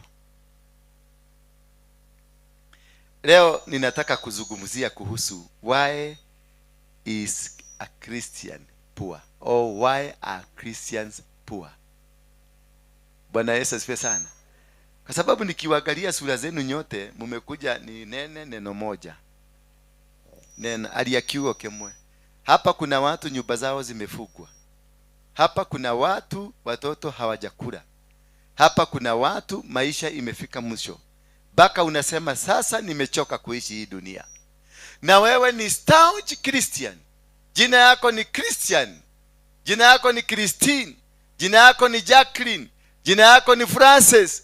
Jina yako ni John. But you are still poor. Why? The Bible tells me my God is the owner of silver and gold. My God is the owner of the heaven and the earth. Na nikiangalia wa marafiki zetu, our cousins, tunaweza kuita our half brothers. Our half brothers and sisters ndio wanatuuzia kila kitu sasa. What happened?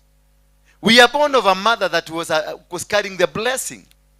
The mother of a promise. Sarah is a mother that was carrying the blessing. Isaac. Lakini tunakuta Hagai kumbe ndiye alibeba baraka zote. What happened? Na watu hawabagi maombi kama yenu, ni dakika 3 anaingia kwa msikiti, anaturumidhia kichwa chini koto hivi, Allahu akbar, Allahu inahia, anatoka anaenda. Anarudi tena after 3 hours. Inahia, anaenda. Bwana Yesu asifiwe sana. Muidi naye the same thing. Mchina no God, na hajui hiyo ni nini unamwambia. Ukimwambia kuna Mungu anakuuliza what is that? Niguo muhoire. Mami, niguo muhoire na hwaini urararire. Sijana kama si kale ka 50 kalitumwa. Na ulikatubukia kutoka asubuhi mpaka jioni. Ungekula? Ungekula. Lakini huyu roho akishuka hapa ndio unamuonaga anafanya hivi.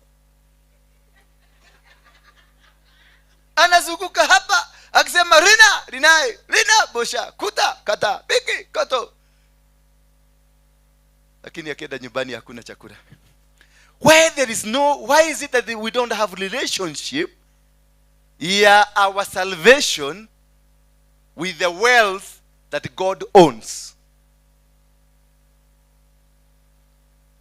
Bona? Why? Agari, why? Bona we don't have iyo roho, iyo mapawa iyo uko nayo. Bona haina uhusiano na utajiri ya dunia hii. Kama Mungu anakutumia na unaruka vizuri, unajikuja vizuri, unakaa kama Masai, unakaa vizuri hivi, maana Spirit of God has come. Why his properties are also not coming to you? Have you ever asked yourself that question? Ati walikoga roho wa Ngai nira kwariria ne murathora nake ri indo cia keri ciarega gukora niki? Niweke kwa, unajua nasikia naona kama nyinyi wa Kikuyu wengi. Niulize, kama roho yake anatembea na wewe, mbona vitu zake zimekataa kutembea na wewe? Wewe ulia kiu. Ulitaka dhina niki?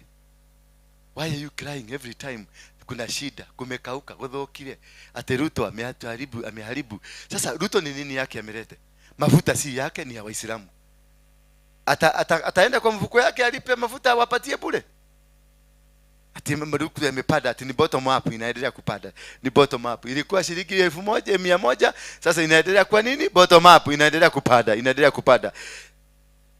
Ataingia kwa mfuko yake atoe akupatie kwa sababu wewe ni Mkristo.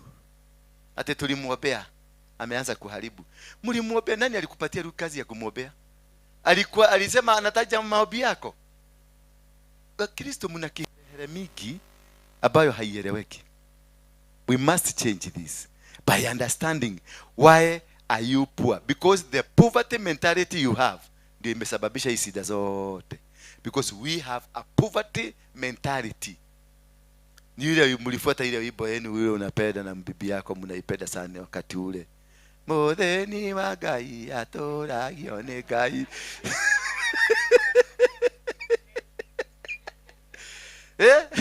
Modeni wa Ngai atoragio ni Ngai. Nyiro boru ngikoro kihura gwakwa ungiumania na muiko shwa. Kwa Ngai gutire mutheni. Kwa Mungu there is no poor person. We are all rich. We are all empowered. We are all strong. Wacha tusome kitabu mumezoea sana, Malachi 3 verse what? Ile yenu mnasoma. Verse 10. Yes. Malachi 3:10. Ndio tuweze kuangalia, because I want us to know. Hiyo ni swali imenisumbua sana. Nimeingia huko mpaka nimeshindwa leo, nimekuwa moodless. Because naona nikikaa kidogo, mtu wa Mungu nilikuwa nataka kukuja kanisa lakini sina fare. Mtu wa Mungu nilikuwa nataka kuja lakini please mtu wa Mungu fanya tu hima. Watoto hawajakunywa chai na hata hatujalala. Mtu na ni pastor. Hiyo kitu imeniuma pale sana. Ni pastor. Na hiyo pastor nilimuona siku nyingine akifanya deliverance. Ora kaka. Unaona wapi mama vimianguka chini vinafanya mapepo inatoka inaruka. Sasa nashindwa. Hii pepo ya poverty, mbona tunashindwa kuitoa? Kama unaweza kutoa pepo ya malaria na pepo ya usherati, pepo ya poverty, mbona tunashindwa kuitoa?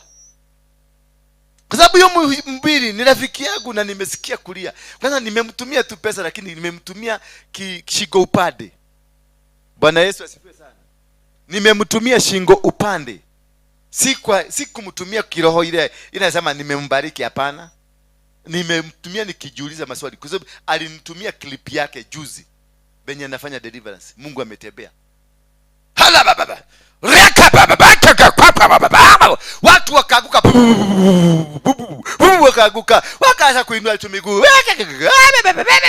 Wakainua. Na mimi nikamwambia, hey, indeed the power of God ilitembea. Leo asubuhi ameniandikia ati hana fare ya kwenda kanisa. Na jana watoto hawakukula chakula. So my question ikaingia. Kwani ile nguvu alikuwa nayo ya pepo haiwezi kuitisha pesa? Haiwezi kupereganya mpaka pesa utajiri ya dunia ikuje? Maana pepo zote na kila kitu unaona na binadamu hiyo unahudumia, what are the properties of God? And we are told, ask for anything and shall be given to you. Where is this? Mbona imepotelea wapi? Hiyo power hiyo, why is it not translating? Your power, pastor. Hiyo nguvu uko nayo ya kuombea, unaniambia uko na uwezo ya kuombea mtu apone. Una uwezo ya kuombea ukimwi inaenda. Una uwezo ya kuombea cancer inaenda. Why is it not translating into the properties of the earth? Bona bai ati sai no urari da thina. Urari yo thina niki na witikaniti na Jesu ama. You are a child of heaven. And in heaven, God is the king. The king means that's a kingdom. And the kingdom owns everything on earth. Meaning you and anything, earthly things, zote ni zako. You are part and parcel of it. Why has it not translated? And we will bring the whole tithe. Bring what? The whole tithe into the storehouse, that there may be food in my house. Mbona nyumba hii hatuna chakula? Mbona katika nyumba hii mtu akikuja kuomba chakula atakosa, ataenda bila kitu? Na mbona kwako wewe umetoa tithe? Anasema bring the whole tithe into the house of the storehouse, so that there may be food in it. Where did this food go? If the tithe has been given, where did this food go? Then it continues to say, test me in this. So there is a test here. And I perceive in this test hapa ndio tumeagukia mtihani.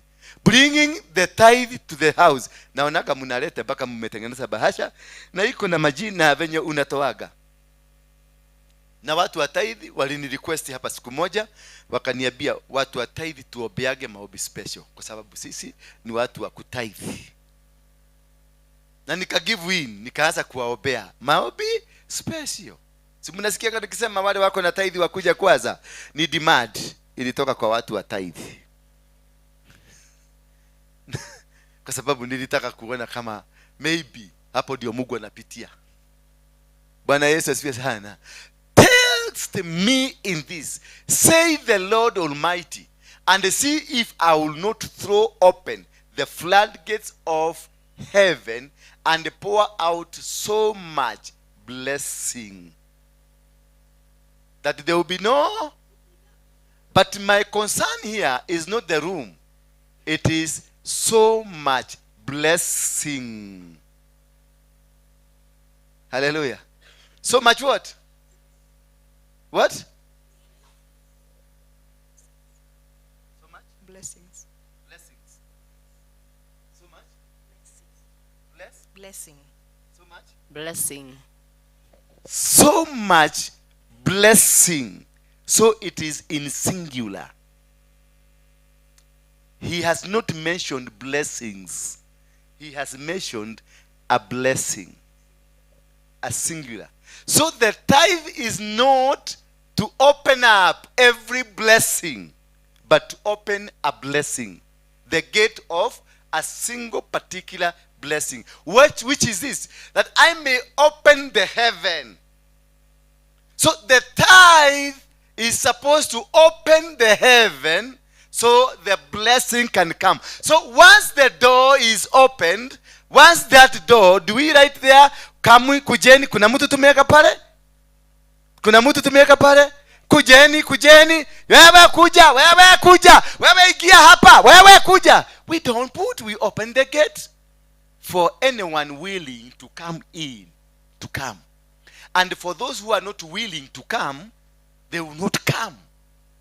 So what is the meaning of the tithe? The tithe is to unlock your brains. The door has been opened. It is for you now to go finding for the blessings. So, but for us, we think once you give a tithe here, the tithe will work for you.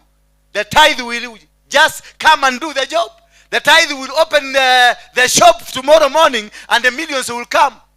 No, the tithe is not for that reason. The tithe is to create an atmosphere. It is the door that is opened. Ni mlango umefunguliwa. Na kutoka hapo, wewe ndio utajua mlango utautumia na nini.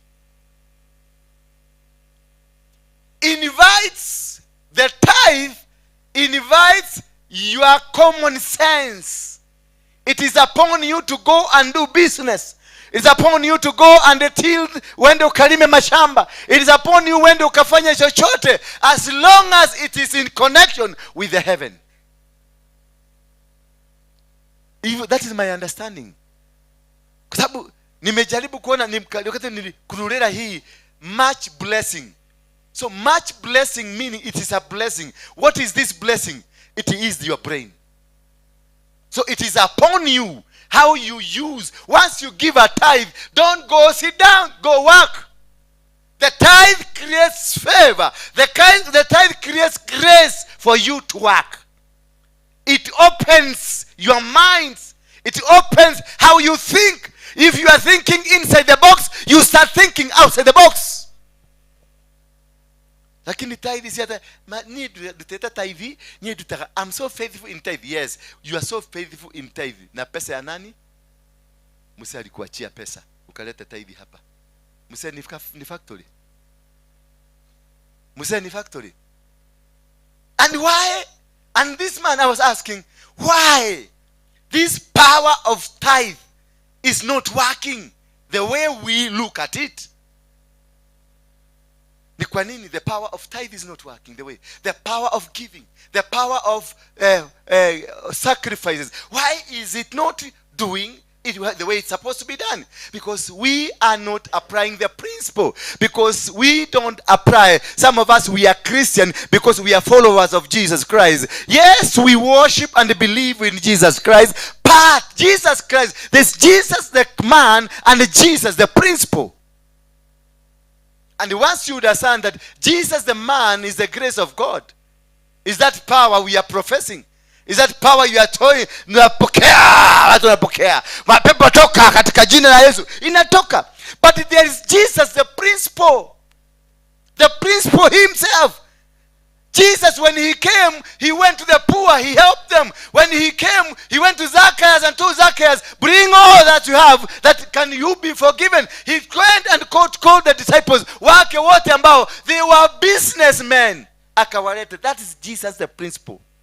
Jesus now the institution. There is Jesus the man who is also God. And there is Jesus the institution. The institution that changes your life. The institution that makes you succeed. The institution that makes you use your common sense in living this world. So we have embraced Jesus, the man, the God, the Son of God, and then we have avoided what? So it means all of us tutaenda biguni because we have accepted Jesus the man. We have accepted his teachings, his beliefs, his desires, tuko nazo.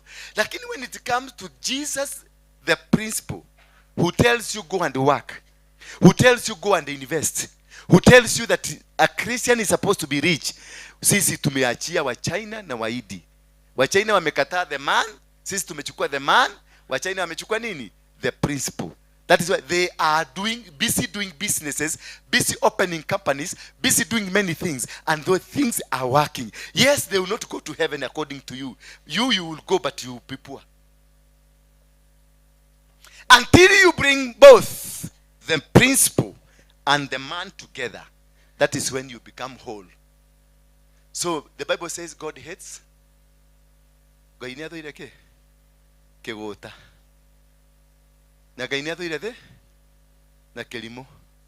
Ũguo we mũthĩnu rĩ, ũthĩnĩte nĩ ũgĩ kana nĩ kũrimũha?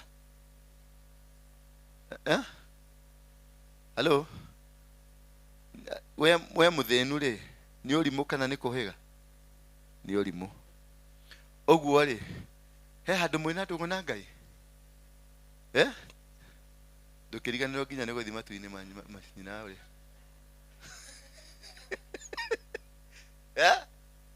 Bwana asifiwe sana. So to understand this, tunataka tu tuelewane leo. Nikuelimishe, nikwambie tuko na ujinga. Sisi kama Wakristo tuko na ujinga. Na hiyo ujinga ndio imefanya tukue maskini. Maana juzi nimeona watu hapa walikuwa kwa barabara ile ya north south, ile ya Kikuyu kuteremka hivi. Ni north ya south?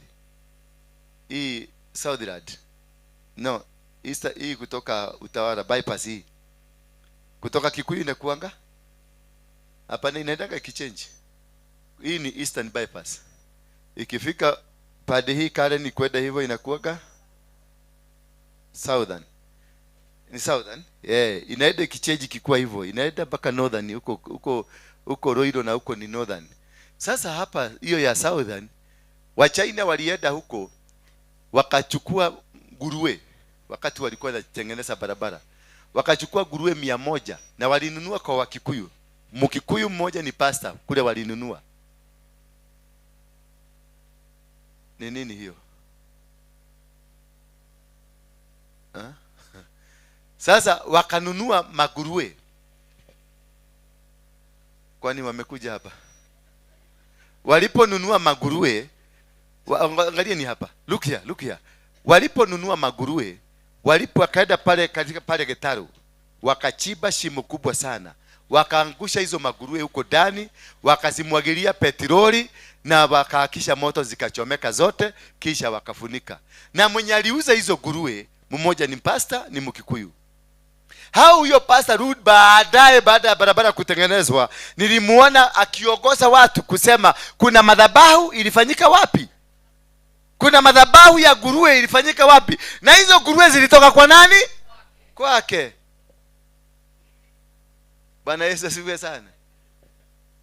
Na wakafanya maandamano, maombi mingi, tunafuja madhabahu ya Washaina, tunaharibu nguvu zao, tunakata, tunalinae, tunalikwata, tunalibekeria, tunalikotoria. Na wakamaliza, lakini barabara iliendelea kujengwa. Mchaina akalipwa pesa zake. Mchaina akaitisha tenda ingine. Mkikuyu akilinae na kinakota. Bwana Yesu asifiwe sana. Barabara ikakamilika, wakaenda northern. Wakatoka northern wakaenda southern. Wasa wamepatiwa ya Mombasa, wanaendelea na Mombasa, ukilinae na ukinakota. Wewe na Mchaina nani mjiga? Modoki, wewe umeokoka. Wewe na Mchaina. Who is the fool? Wewe sasa unatembelea unasema he na Mchaina kaina muheta wisdom unene muno nukunorera kire barabara eno ni ndionaga haha ta hakage barabara andu aya me hakiri ingi cia mwanya muno. Na ukikaka kidogo tuombe tukaje hawa watu walifanya madhabahu hapa unaenda rina kwa kaka na kodoo wanazozitumia, busi wanazozitumia ni zenu, hawakujagi nazo kutoka China. Zile ubwa wanakula ni nyinyi wanatumaga, tuletea maubwa tukule. Bwana Yesu asifiwe sana. What is this that is a gap between us and the wealth of heaven? Because for them they know how to get it. Hiyo barabara ilitumika $250 billion. Zote zilienda kwa Mchaina. Kwa Mchaina. Wale wote walikuwa wanafanya kazi kama casual laborers kwa hiyo barabara, wote walizipeleka kwa Mung'are, wengine tumezika. Na wamama huko wameleta tu Mchaina. At least tutaanza kupunguza kuleta wa China Kenya, kwa sababu tutakuwa na inbounds. Bwana Yesu asifiwe sana. Why is this? Ni kwa nini hii inakuwa? Waidi tunasema wanaabudu ng'ombe. Ukienda hapa industrial utakuta muhidi ameweka kikitu chake pale, ameingia amefungua mlango anafuga. Mwafrika anakaa huko nje, anaingia anafanya miguu hivi, anakaa chini hapo, anasema maneno, anahakisha kanaita kwa tia. Kaudi, tuudi, tutatu ama tuine tunahakishwa. Unasikia kaharufu kingine kanaanza kutoka huko ndani. Nyinyi mnakaa huko nje, amalize kafara zake, kisha sasa mnaingia. Unakuta mtu ametoka Murang'a, ameacha duka ile kitu ni mishumaa anataka kununua. Na iko Murang'a na duka ya Mkikuyu. Anapanda gari anakuja mpaka hapa Nairobi kutafuta duka ya Muhidi akanunua hiyo, kwa sababu alizungumza na Mungu akacommand. They know how to make it. They know how to relate, to connect the wealth and God and what they have been given to. Bwana Yesu asifiwe sana. Wewe tu ni maombi without action. Prayers will not make things work. Prayers is a conversation with God. But how to make things work, it is another different story. Tunaomba na tumeomba. Si tumeomba? Tumeomba na tumefuga. But unatoka huko kirudi nyumbani na kuta kifuri kubwa kuliko ile ilikuwa imewekwa last time. Kwa nini? You must design how to relate yourself with God.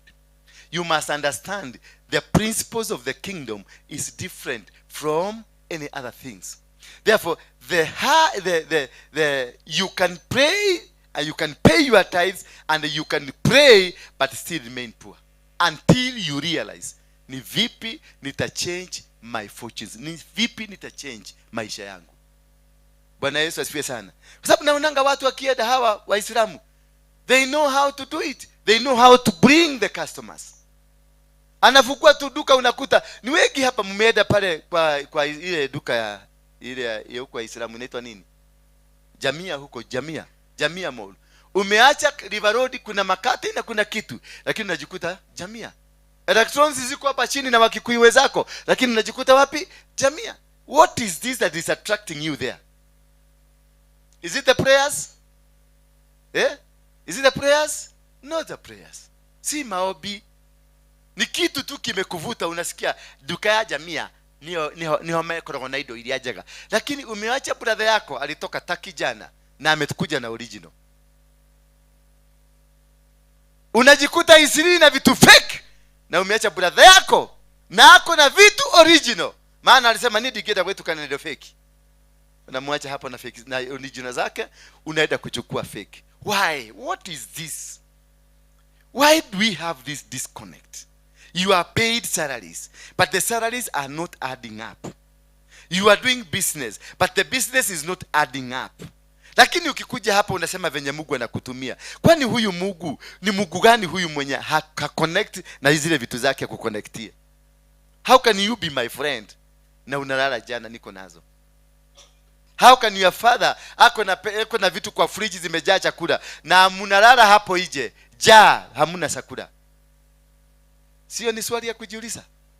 Hiyo ni kitu tunafaa kujiulize, because a Christian is supposedly to be the owner of every factory in this world. Supposedly the Christian is supposed to carry the dollar, to carry whatever kind of money, to be in control of everything. We were given the supremacy. We are given the control. We are given the power. And they say the power is in our hands. But where is this power? It is not translated. Yes, you have a God. Una Mungu mkubwa. Una Mungu mkubwa kabisa. Atunasimama kwa ploti yenu unasema paka jini itoke. Lakini after paka jini kutoka, landlord anakuja na kuambia nataka pesa. Sasa umefukuza jini imeenda. Lakini landlord ndio huyo na kufuri. Si ufukuze hiyo kufuri. Ama usimame hapa waambie kufuri. Kufuri ninakuamrisha katika jina la Yesu. Ponguka! Sasa ile kitu mnaobeaga sana nyinyi, mnageuka immediately. Wanakuwa wachawi. Immediately. Ukiona landlord. Wakati ulikuwa unafukuza jini ulikuwa mtu wa Mungu. Lakini immediately landlord akionekana ama kiateka, unageuka unakuwa mchawi, unaanza kuomba. Baba nakuomba, fuga yeye macho. Akipita hapa asione hii nyumba. Maana hii sijapata pesa ya kulipa. Sasa unaambia baba, unaripoti baba afuge kiateka macho, badala uambie baba nipatie pesa nilipe kiateka. Sasa ni baba gani huyo mnaongea na yeye mwenye haoni anafaa kukupatia pesa, si kufuga huyu mtu macho? Maana huyu mtu aliomba Mungu. Huyo Mungu nazungumza naye. Huyu mtu aliomba na yeye, aliomba huyo Mungu. Akamwambia nenda ongea na Equity, mwagi wa Equity, nikifika huko ukute umetayarisha moyo wake anipatie loan nijenge nyumba. Huyo Mungu sasa unamwambia afuge yeye. Na anajua huyo Mungu wako na ahadi na huyu landlord. Maana alimwambia nitakusaidia kulipa hii nyumba, nitahakikisha nyumba imelipwa, nitakuletea wateja. The God that has a promise with the landlord, ndio unaenda kuongea na yeye afuge landlord. Na huyu Mungu ako na promise na nani? Na landlord. Sasa atasikia wewe ama atasikia landlord? Kwa sababu landlord alitumia akili.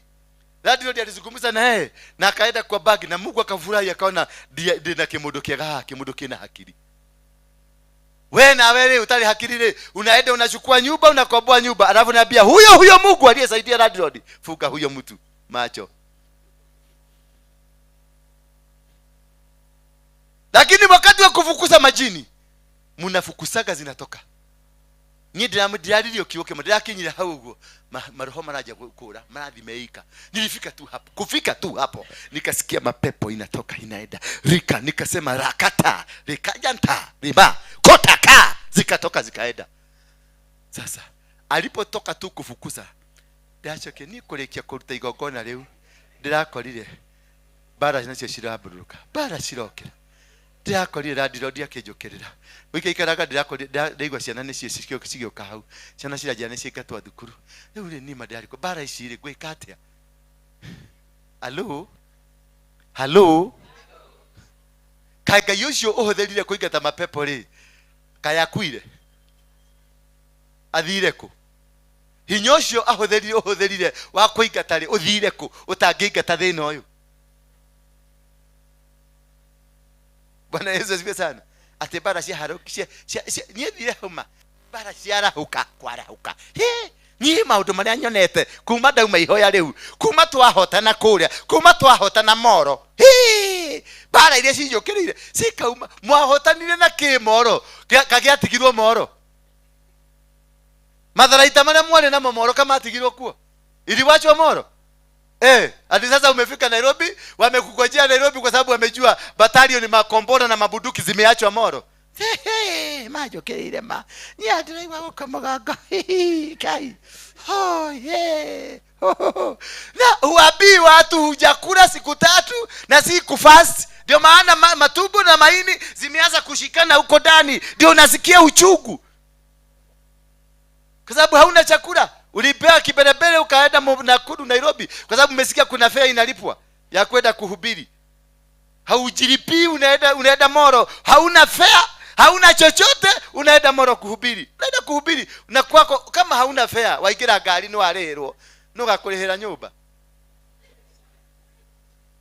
nani atakulipia nyumba alafu kikuja anasema ati nilikuta tulifanya ushindi tulishinda huko tukirudi nikakuta bara mashetani zote zimesimama huko moro mlipigana na mashetani na mkashinda mkawacha mapaga huko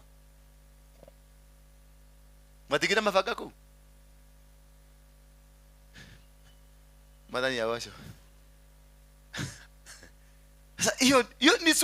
I'm posing questions to you as Christians. I'm just posing questions.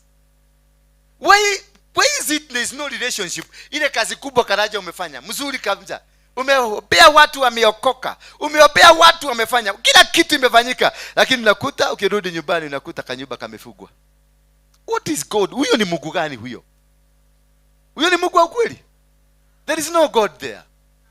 Between you and the God you are worshiping there is a hypocrisy. Kuna mmoja ambaye ni mkora. Either wewe ama huyo Mungu, kuna mmoja ambaye ni mkora anadanganya mwingine. Kwa sababu sioni venye tunaweza kwenda moro tushide vita, tukanyage shetani, tumweke chini na tumake sure amekufa na ameisha. Tukifika Nairobi kubi ati hakukufa, aliingia pro box akakimbia.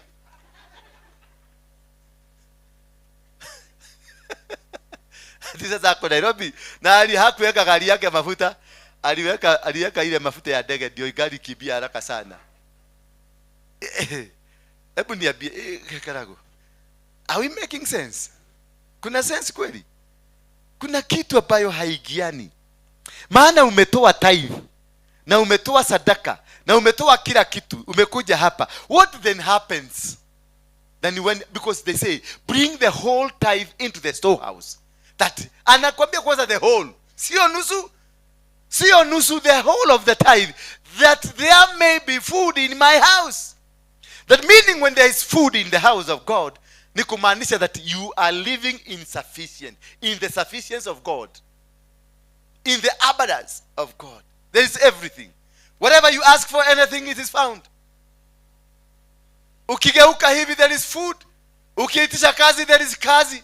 Ukiitisha money, there is money. There is sufficiency. The storehouse is full. Hello. Wakristo mwathani agocwo niturathie matu-ini nituthiete matu-ini wena kene getho thi matu-ini Lakini kuma hau thina ikuru turariha tigiti ri tigiti wa matu-ini ni ugatite ni mbeca cigana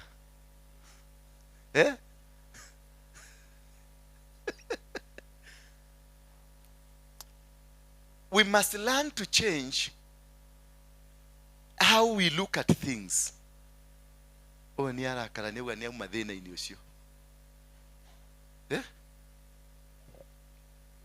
irehe guoko thi wira thiĩ wĩra na ũrute wĩra na ndũkanahenio nĩ mũndũ atĩ sade gũtiruta wĩra.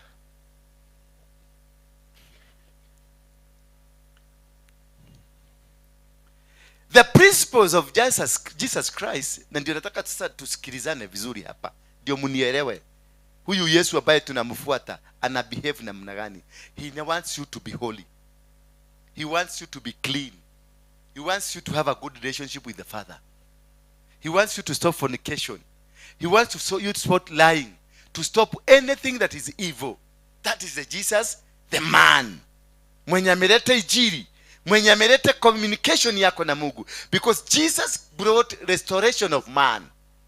But he never just brought restoration of man in the spiritual perspective. He also brought hata kwa mwili. Alipatana na mzee huyu mwenye alikuwa ameshikwa na mapepo mingi sana. Alipotushuka boti hivi, kushuka hivi, mapepo ikaanza kutoka. Because this man had to be made whole. Jesus does not do incomplete job. He does a complete job. Jesus, the man, when he comes, he changes how you relate with God. Your spiritual life inakuwa tofauti. Unaanza kuishi kama mtu wa Mungu, unaishi kama mtu mtakatifu, mtu ambaye anaenda mbinguni. But Jesus now, the principles of this man Jesus. Sasa ndizo nataka tuangalie. Anataka mtu hardworking. Bwana Yesu asifiwe sana. Anataka nini? A very hardworking person. A person who is not tiring. Ndio liona hakuna siku alijisaraudi na watu mikora. Alijisaraudi na watu wanajua kutafuta nini? Pesa. Alijisaraudi na watu ambao wanajua, people with the knowledge of doing things. Lakini wewe umejisaraudi na nani? Karago. Arata kule ni alikumaruta biashara. We murata ogera wena murigo we mupatha akurehire. Turi. Uthiurukirio no. Who are your friends? Ni watu wa kuvuta bagi, watu wa moshene, watu wa muhahe. Those are the people around your life. Those are the people you can call for help. Mtu mwenye huwezi kumpigia simu umwambie nipatie shilingi 3,000 na asirudishe, asikwambie akotika leo ule nada ndio takejabe gobe. No. What kind of friends are around you? Winaratariko. Jesus came to bring in the hardworking nature of your life, that you work so that you can empower his kingdom. The kingdom of heaven is empowered by you, not by Jesus, not by God. God gives you the knowledge to work. God gives you the capacity to win, the capacity to do things. Amekupatia neema ya kufanya kazi, neema ya kuajiriwa, neema ya kufanya biashara, neema ya kufanya kila kitu. The hard working spirit is given to you. Bwana Yesu asifiwe sana. Ukifanya kazi na ndio anataka kukuangalia umefanya kazi, the kingdom yangu inahitaji kuimarishwa. Ndio anakukomandi na kubeba, beba kagiri haka kamoja, peleka kwa nyumba yangu, ndio rent ilipwe, ikilipwa watu wako watakuja watapata mahali pa kuponyewa. Sasa kama sisi wote ni maskini, nyumba hii italipwa na nani? Kama ile pesa unatoa kanisani ni shilingi 50 na shilingi 100, then how do you expect hii nyumba, hii stima peke yake ilipwe? How do we expect hii battery ambayo iko kwa hii microphone inunuliwe? So are you a kingdom builder or a kingdom destroyer? Wewe na ka50 kako na kamia kako tajira ithuothe turute ka50 haha nitwagoithia katu ninagoithia twagoithia ni undu wa gwika ni undu wa. Yes, we are empowered to do the principles of Jesus Christ so that we can do the work of God. That ukikua hapa tunasema hii nyumba inahitaji 200,000. Kila mtu tunasema tunahitaji 200,000. Tunahesabu tunaona tuko watu ngapi? 500, 600. Unaona 500 zimeanguka hapa mara moja. Kwa sababu tuna employ the principles of the man Jesus Christ. The principle of the man Jesus is hard working. Being creative with ideas. What Chinese in whatever kingdom they are in, they are creative. And their kingdom is happy. Watu hao unasikiaga wanaitwa wa Freemason, they are creative. Ukienda wameshika madaktari, 50% of madaktari wanakuanga kwa Freemason. architecture, watu wako na knowledge wanachukuliwa huko kwa ulimwengu wa shetani because they are creativity. Wale ambao si creative hata kidogo ndio mnaachiliwa kanisani. Adone mareke delio kanitha gerero moko marekererio no matikarekererio merire. Adone marekererio kanitha gerero moko marekererio no matikarekererio merire. Ugo ni kuga atia? Andu ni marekererio mahonoke, ni marekererio mathie kanitha, no matikarekererio merire. Kwirira ni kumenya Ngai na kumenya Ngai uria endaga. Understanding and knowing God is different from becoming saved. Completely. Coming to church, you don't know God. Goka kanitha ti kuga hari Ngai uyi. Asha, no koro ukite gukunigeta tugagucakira mbeca cia mathiko. There are people who come to church because anatafuta venye atakuja kuzikwa vizuri. Kuna ni kama tu amekuja kama kamweredo hapa. Understanding getting saved does not qualify you to understanding God. You need to understand the ways of God, how God wants you to be, how God wants you to behave, how God wants you to live in this world. You are supposed to be the light of the world. You are supposed to be the light, the candle that lights the world. But are you? Watu wakilia jaa unalia jaa, ni Mungu gani unatufundisha? Ugehujeria au? Wakati nilikuaga Mogeke, kuna jamaa mwingine alikuwa anatuhubiria kama huyu pasta. Alikuwa anatuhubiria na huko chini. Sina kama huyu pasta anamfuga tai lakini hawezi kuweka mzuri kwa sababu hajazoea. Sasa kuna jamaa mwingine wale wa kuingia matatu ukitoka akihubiri na wale wanakuingia matatu. Sasa wakakabiwa ndio ule Waruinge pale. Akajua hapa kuna pesa. Sasa aliazia bali. Bwana anasema wale hawataokoka watachomeka, wale watanana akakuja tu anajipitisha kwangu kama mwewe akiangalia kifaraga, kumbe ni mimi nataka kucommunicate. Nikamuita mzee kuja, nikamwambia habari yako mzuri sana, umeokoka? Nimeokoka. Na wale watu ambao, nikamwambia tuliza, nikamwambia umekula? Akaniambia sijakula. Sasa lugha ikakatika mara moja, sijakula, na akanyenyekea. Nikatoa shilingi 2,000 hivi, nikamuonyesha shilingi 2,000 kwenda kumpatia. Niliona akainyakua na akarudi nyuma. Nikamwambia ndio ukule ukuje unihubirie. Alipotea kama umeme. Sasa huyu mwenye alikuwa ananihubiria, trosa yake hapa ilikuwa na viraka, kiatu ilikuwa na multicolored, ni kama ya multinational. Iko na rangi ya Kenya na ya Tanzania na ya Burundi na ya wapi viraka. Kiatu imekaa hivi ni kama umena imefunguka. Bwana Yesu asifiwe sana. Kumwangalia uso mpaka uso halikuwa hajaongea. Aoga. Sasa mimi nikamuuliza, sasa wewe unakuniambia niangalie? Nilimwambia niangalie. Na wewe jiangalie. Mimi na wewe nani anafaa kuongea kuhusu Mungu? Jamali jamaza. Nikamwambia kimbia kwa ile kioski ukule ukuje. Ni pale Kirinyaga Road kule kwa mlima. Nikamwambia nenda kule kwa hiyo kioski.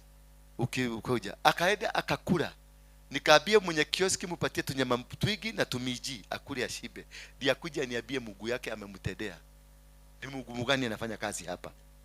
Alipokuja nilikuwa nimeambia vijana hao wote walikuwa vijana wangu. Nilikuwa nimewaambia tafuteni trosa 2 mzuri na jacket, koti mzuri na tai na shati mzuri. Niti udaje kwa taidia tu. Daje kwa taidia tena. Jamaa akakuja, nikamwambia hiyo choo iko hapo katikati hapo Kirinyaga Road hapo chini. Nikamwambia ingia huko ende uoge, nguo ndio hisi ukuje. Na tukamnunulia kiatu mpya. Jamaa kuchomoka hapo, alichomoka mzuri kuliko huyu pastor. Alichomoka vizuri hata kuniliko. Bwana Yesu asifiwe sana. Nikamwambia tuhubirie sasa. Hakuna kitu kilitoka kwa mdomo yake. Alisema uria Ngai agwika, Ngai akurathime, utore thiko nyingi, utore miaka mingi. Niĩ ndirĩ ndacemania na mũndũ ũngĩnjĩka wega ũguo. Tambaka niĩ nĩ ndahũna, ndĩ na mbeca mũhuko na ndĩ na nguo. Jesus.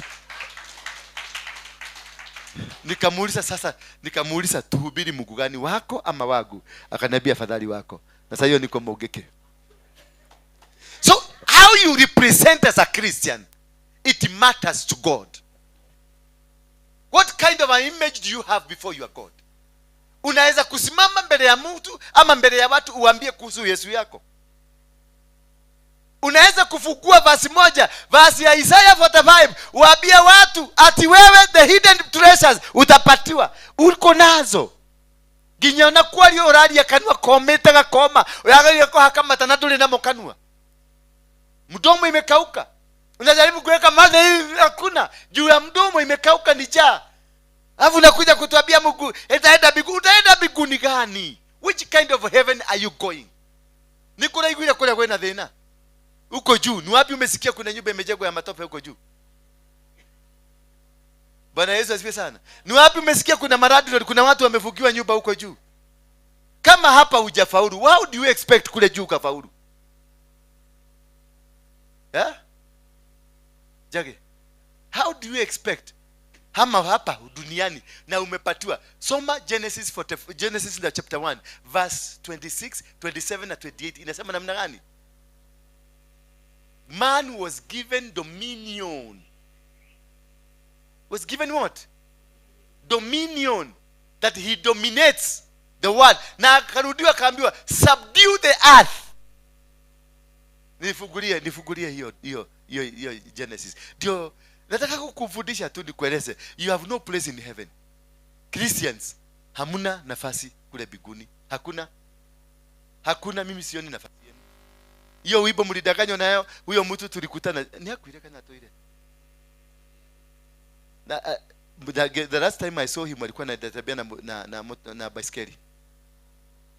The last time nilimuona alikuwa anatembea na baiskeli.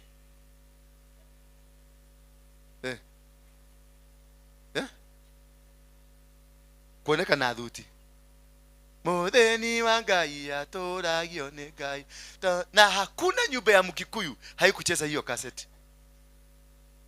Lakini ile prophecy alijitolea, mutheni wa Ngai aturagio ni, yani mutheni wa Ngai niye mutheni wa Ngai gotorio ni Ngai tena thina ndore guku thino ata niguo ngaga uthamaki wa iguru uthamaki ucio ni uikare.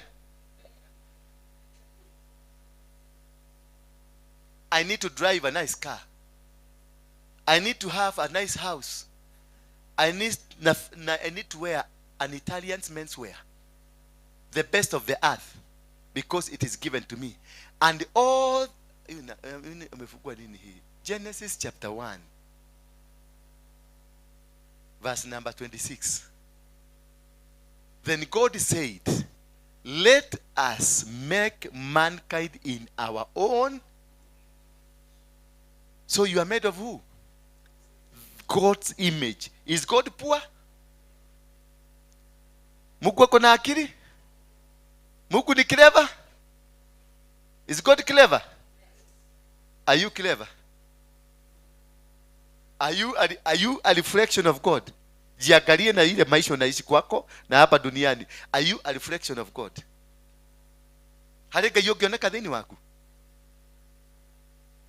Biblia inasema, then God said, let us make mankind in our own image, in our likeness, so that they may rule over the fish in the sea, the birds in the sky, and over livestock, and all wild animals, and over all creatures that move along the ground.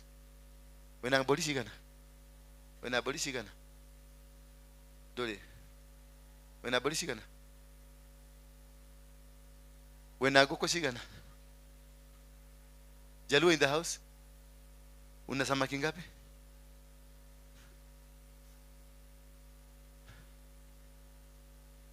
When I go Koshigana,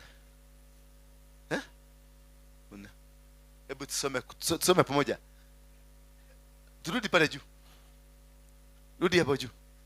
Semeni pamoja. Then God said, let us make mankind in our own image, in our likeness, so that they may rule over the fish in the sea, the birds in the sky, and over livestock, and all wild animals, and over all creatures that move along the ground.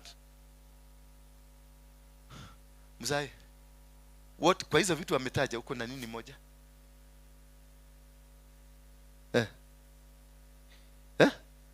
Nini? Uko na ng'ombe na mbuzi na wewe na wewe, zile zimetajwa hapa. But remember, you are a creature created in the likeness of God, in the image of God, meaning you are God, but you don't have. Twende chini. Yes, nimekukosea. Okay, next please. So God created mankind in his own image. In the image of God he created them, male and female he created them. Next please.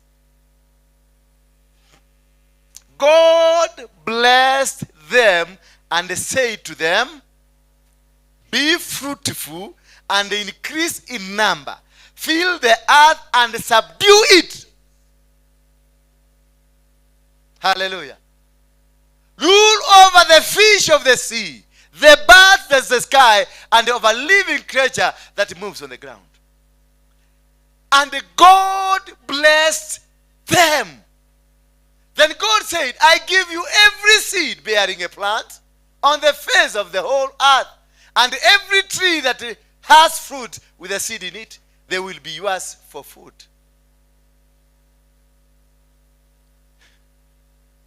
And to all the beasts of the earth, and all the birds of the sky, and all the creatures that move along the ground, everything that has the breath of life in it, I give every green plant for food. And it was so. Whatever he said, it became so. God saw all that he had made, and it was very good. And there was evening, and there was morning in the sixth day. He did it. He has given everything. And God blessed you. And he saw anything, akaona venye amefanya, zile vitu zote amefanya. He was so happy, and he blessed them. Are you a blessed man or you are not? We are carrying the blessing of God. Where did you miss all these other associated with the blessings of God? Siakole ileko. Ilipotelea wapi? God blessed you. He saw he has done a good job. He saw he has done quite tremendous good. And he gave dominion. Na akamwambia, I have given you dominion. Hizi vitu zote ziko kwenye dunia ni zako. Meaning utajiri yote ni yako. Ng'ombe ni zako, buzi ni zako, mashamba ni zako, masamaki ni zako, nini ndege za angani ni zako. All anything you are seeing on earth belongs to you. What happened now that you are crying you don't have? At dogiona ya Korea na gaini yako hete for free. Where did you miss God? Mulikoseana wapi na Mungu ndio uanze kulia ati you cannot afford this life, I cannot afford this, I cannot do this, I cannot go this. What happened? Today nataka tu tuulizane maswali. God gave man dominion, na alafu akampatia another command, subdue the earth. Kusubdue the earth ni kuiweka chini ya miguu yako ikusikilizage. Ukiambia nataka jugu karaga inakupatia, ukiambia nataka mahidi inakupatia, ukiambia nataka dola inakupatia, ukiambia nataka Kenya shilling inakupatia, because it is under you.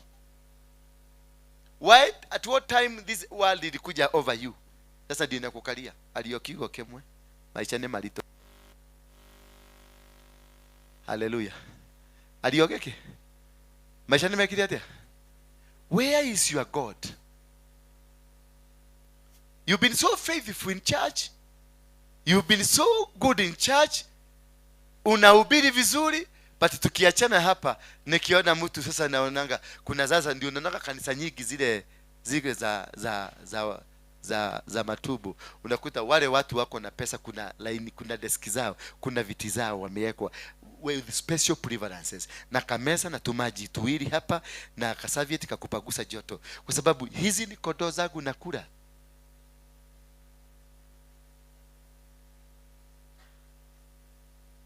Because I don't understand what I'm doing. When I'm supposed to teach all of you to become like God and to become the vessel of God and to walk godly and to be that which God intended you to be. Because the Bible here in Genesis is saying, God blessed you. Already you are a blessed person. And God blessed, after seeing what he did, he blessed them. Man and a woman. Not man. Man and a woman. Walibarikiwa. Hizo baraka zilirudi zikapotelea wapi? Give me Isaiah 45. Hizo baraka zilipotelea wapi? Na hiyo ndio swali nataka tu. Leo si mahubiri, leo ni maulizano. Because I'm tired. I am tired and I'll be tired forever. Kusikia unanipigia simu ukiniomba chakula. When you have been given every plant, every animal, and everything on earth to become your food. Ndwagire nikorera ng'aragu thino. Ndwagireirwo ni kwaga gya kuria thino. Tod already we murathime. You are blessed person. Ni hamwahitanirie na Ngai. Mwathani agocwo. Ni wapi mlikosania na Mungu? Baka imefika chakula imekosekana. Na ndio kitu ulipatiwa, the best thing for free, the fish and every food. Then the Isaiah 45 verse 1 anasema, this is what the Lord says to his anointed. To who? He is not speaking to any person. He is not speaking to any ordinary man somewhere. He is speaking to his anointed. Mutu murathime. Mami, he is speaking to a blessed person, anointed person. Mudu murathime, mudu muitererie maguta. Hi brother. Nimakoreketie riu. Then this anointed person was to Cyrus, whose right hand I take hold to subdue nations before him, to strip the kings of their armor. Yani, he is holding your hand. You, the anointed. Akonyitete guoko. He has deliberately come. Lehe guoko guoko. Kwe guoko guoko.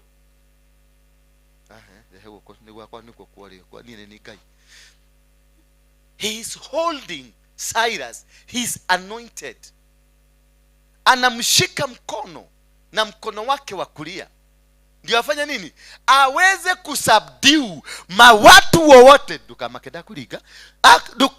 Subdue maadui wote, mafalme zote zikuwe hapa. Awanamba wanataka kumpiga, amewafisha hivi. Mungu naye anaenda mbele yako akikupigania, akikushindania. Wherever you are going, because you are anointed, because you are blessed, he wins every battle. Maadui wote wanaangushwa. All the kingdom against you, they are all stripped down, they are all brought down. Why are you not being protected now?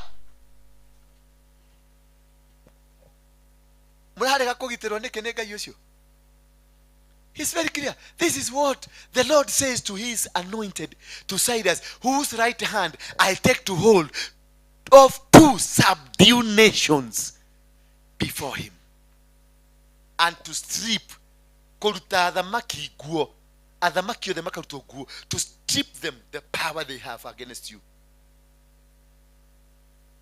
The king of poverty anatolewa power. The king of diseases anatolewa power by just being held mukono. Niki athamaki ucio maguikarĩire ũguo rĩu. Ũguo ndũrĩ mũnyite guoko. Hallelujah. Athamaki acio marakunyarira, athamaki a thĩna, athamaki a poverty, athamaki a immorality. Why are they controlling you? Why are they? Where is God? Because this is a promise. This is what the Lord says to his anointed. It is what he says, that I will hold this man and tamshika mkono wa kulia. nitatembea naye ndio niweze kukanyagisha chini nguvu zozote, falme zozote ambazo ziko kinyume na wewe, niziweke chini. Atazikanyagisha. Wafalme wa poverty watatolewa ukiufalme, waliwekwe chini kwa sababu yako, maana Mungu amekushika mkono.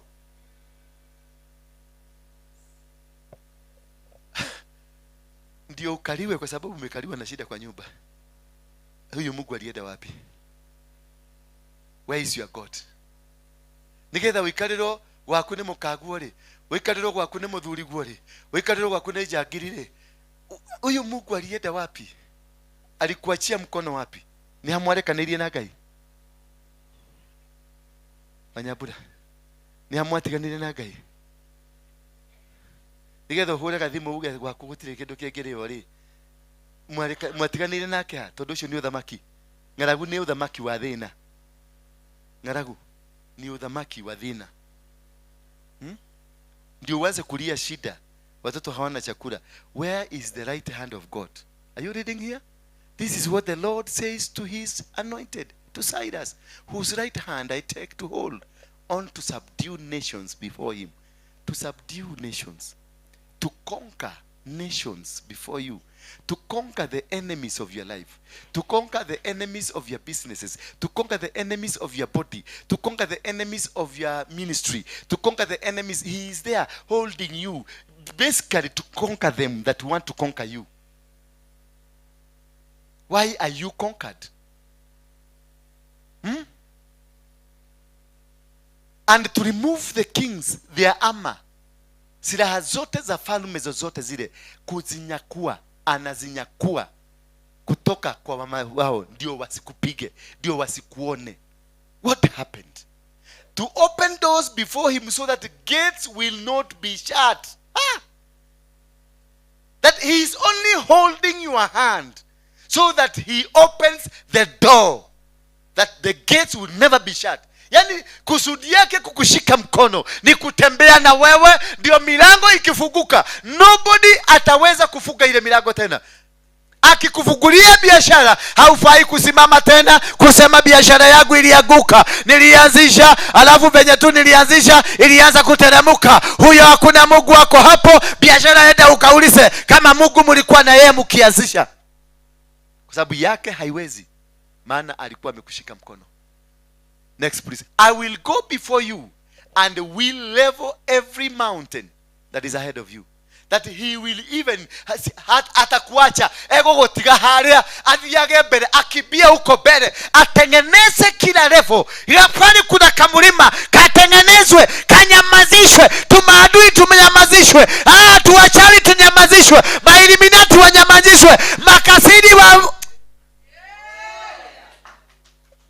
ameenda mbele yako,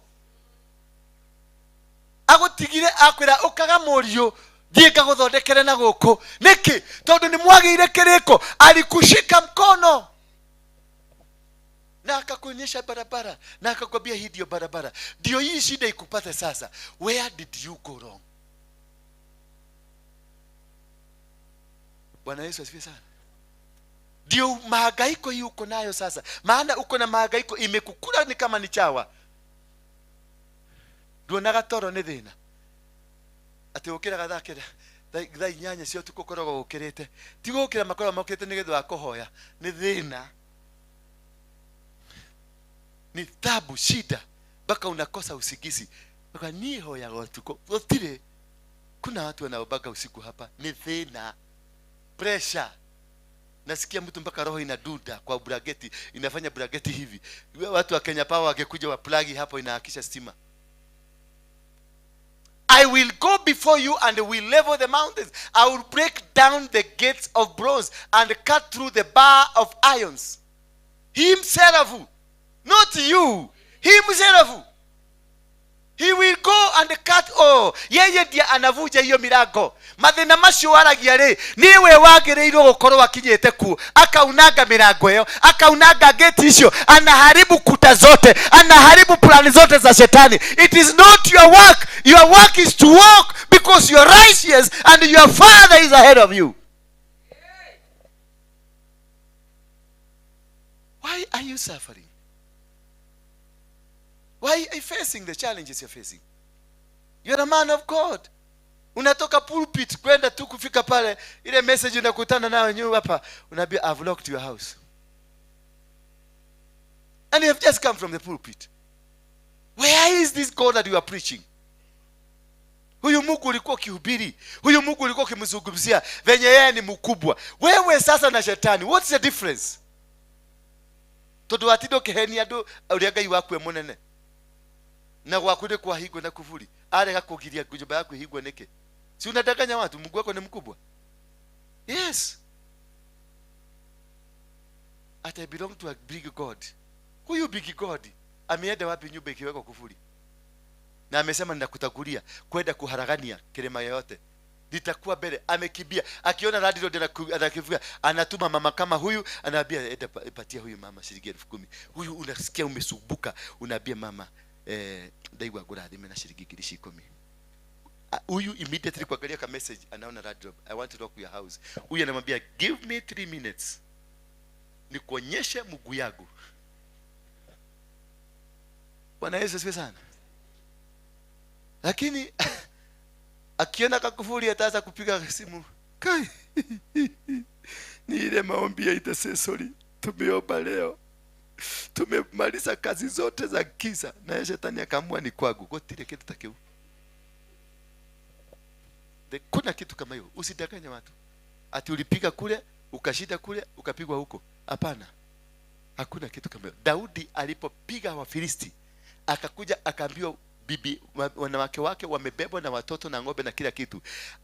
Alilia, lakini akaingia ndani ya hekalu, maana alijua Mungu yangu hashidagwi. Akaingia ndani ya hekalu huko ndani, akaitisha vazi la kihekalu, akaambia, akaenda kabebe, akatoa sadaka, akawekelea hapo, akaambia Mungu, nifuate ama nisifuate? Hakuuliza Mungu ni kwa nini, aliuliza niende ama nisiende, because he knows Mungu yake ni ya kusema yes or no. Amulilie niende ama nisiende. Mungu akamwambia endea na utakuja mpaka na zingine. He never argued with God. Hakuingia ati mambo mingi ati shine bara ndo tuhotani na korea. Mahali gani umesikia amesema tulihotana ndio kwa maana huyu shetani ametuingilia? Hapana. Mungu alisema sasa kwa sababu umepigana kwangu na mimi nitakusaidia uende huko uchukue vitu za huko. Kuchukuliwa kwa huyu bibi na watoto ni kwa sababu waende wakachote mali huko warudishe hapa. That was the game plan ya Mungu. Nikiakorire tutumia twakene tuhuririo. Nona twahurio tutiathirwo gwikongero na kuria. Mathire makimetigira. Matia mahutirie. Mtu anaitwa Abraham alienda na bibi yake akaambia huyu mthamaki, kana na kaire tu akanigaita. Nika sister yako, kana nako. Kwa sababu alijua my God is great. He was not worried. Hakuwa na worry. Alijua Mungu wangu ni mkubwa. Alipatiana sister bibi yake. Tatwe mutumia kwa rugone yane gwe kijamaa kire. Na uigwe tuthire rugone yane gwe jamaa no. Na uigwe tu muthuri ndakuhikirie tondu ndi jamba wa go protect. No ni wakinya level ni ndakuneana kwe mundu ucio na ni ndathia. Demodrome wanako. Riu nakyo githe tondu nikiona ithike toero ni gioka ajirie gugecireria ikare thi mami ukanyira hata kuringo thimbo cia mutu ha. Muthamaki ajirie wekatia akiona gitoero ni harehero gitoero. No, Abraham hari kindu kimwe oi, I have a greater God. Ni kuhithia mutumia wakwa no gutire mundu ukumuhutia. What he did, alitoka akijua nimeweka kufuri. Kitu ya kwanza alipatiana mke na akaenda kwa muthamaki in the spirit, akafuga roko na akaenda akaambia muthamaki, nimeacha sister yangu na kijua ni bibi yangu lakini hautagusa. Because he believed of his God. He believes in God, that God does it. I will leave everything to you. You will not touch. Itazikuta zikiwa intact because of my God. Lakini sasa ndokiuma kemanine juu ndogitiga mafuku mane maku aria. Otiga waiga. Ati mawashi meni matano. Na wakinya hali ugashoka soka.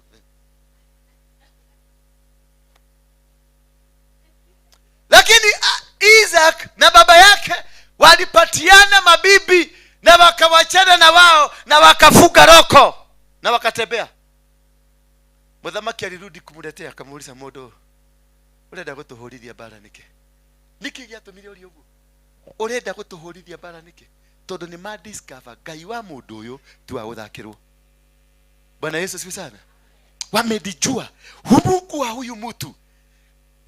Abimeleku alijaribu, akaleta mpaka waganga, akaleta wachawi, akaleta kina Manyuro, akaleta kina nani, wote wakakuja, wote walitoka draw.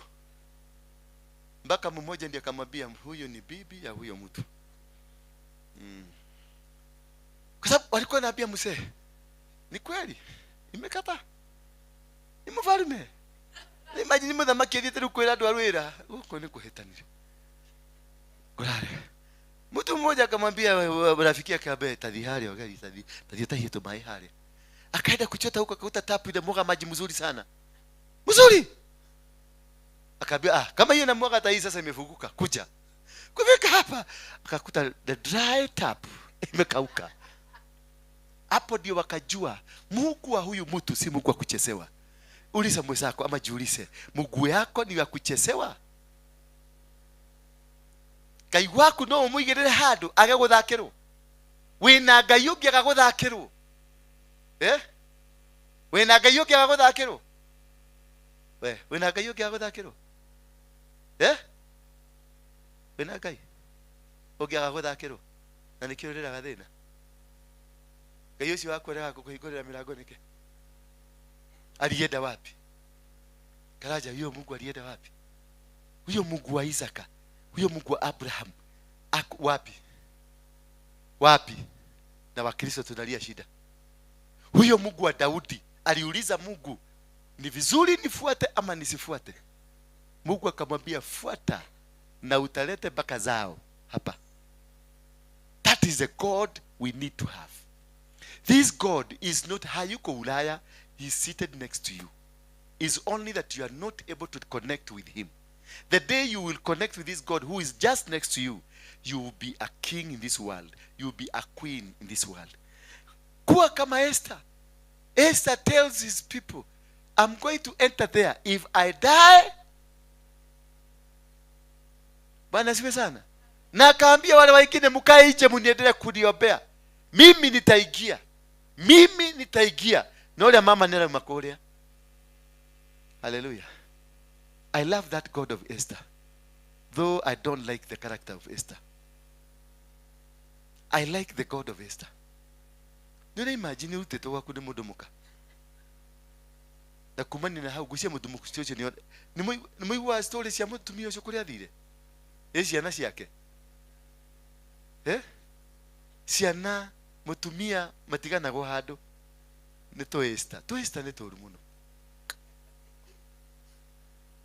Never allow the spirit of Esther to come into you. Watoto na mama historia yao iliisha na ikaisha. Hata wale wafanyikazi watutaweza kusema akina Raila wa huko, akina Orengo wa huko wafanye maandamano watetee mama arudishwe. Mama alipotea na akapotea.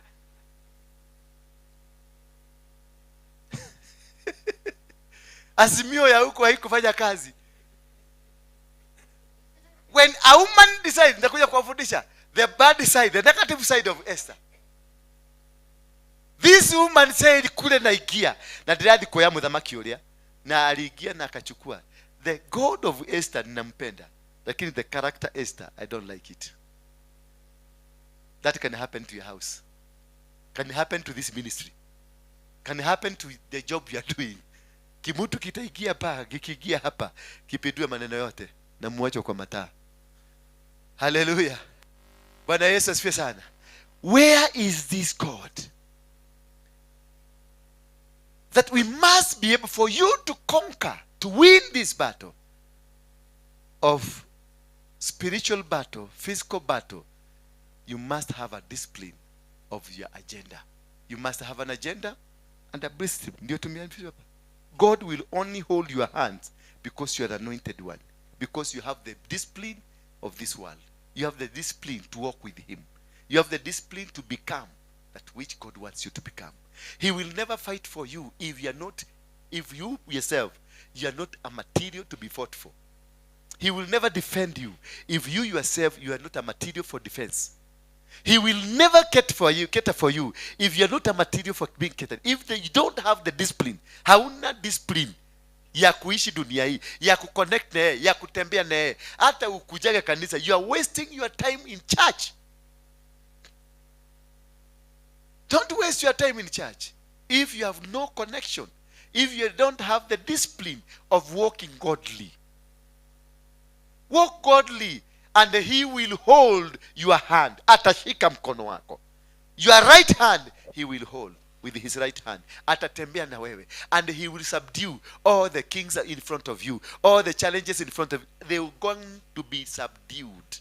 They are going to be destroyed because of your relationship that you have with God. You only need to surrender to God, and God will do the battle. Bwana Yesu asifiwe sana. Tusimame kwa miguu yetu.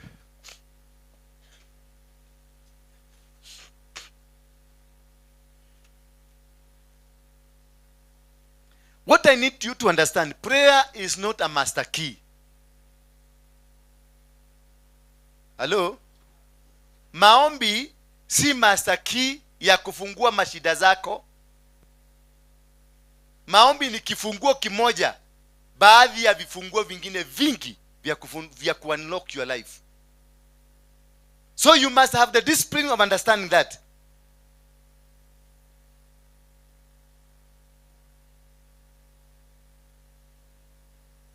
If you believe, you have that belief of where you are going, kule una believe where I am going, kule naenda ni mbali, you must load yourself. Kama unataka kwenda Mombasa, lazima ujaze tangi ya mafuta vizuri. Lakini huwezi kuweka nusu tangi mafuta alafu upage kwenda Mombasa. You will stall along the way. For you to succeed, for you to win, you must be prepared for winning. You must be loaded. You must load yourself with the capacity of where you are going. Ndege inarushagwa, the far they want it to go, ni speed ile inatoka nayo huko chini. So don't think hiyo maombi yako itakusaidia. Maombi yako haitakusaidia. Maombi is not a master key to your life. Maombi is a key to your life, but not a master. A master key is several other keys. There are several other things that you need to accompany you into prayer.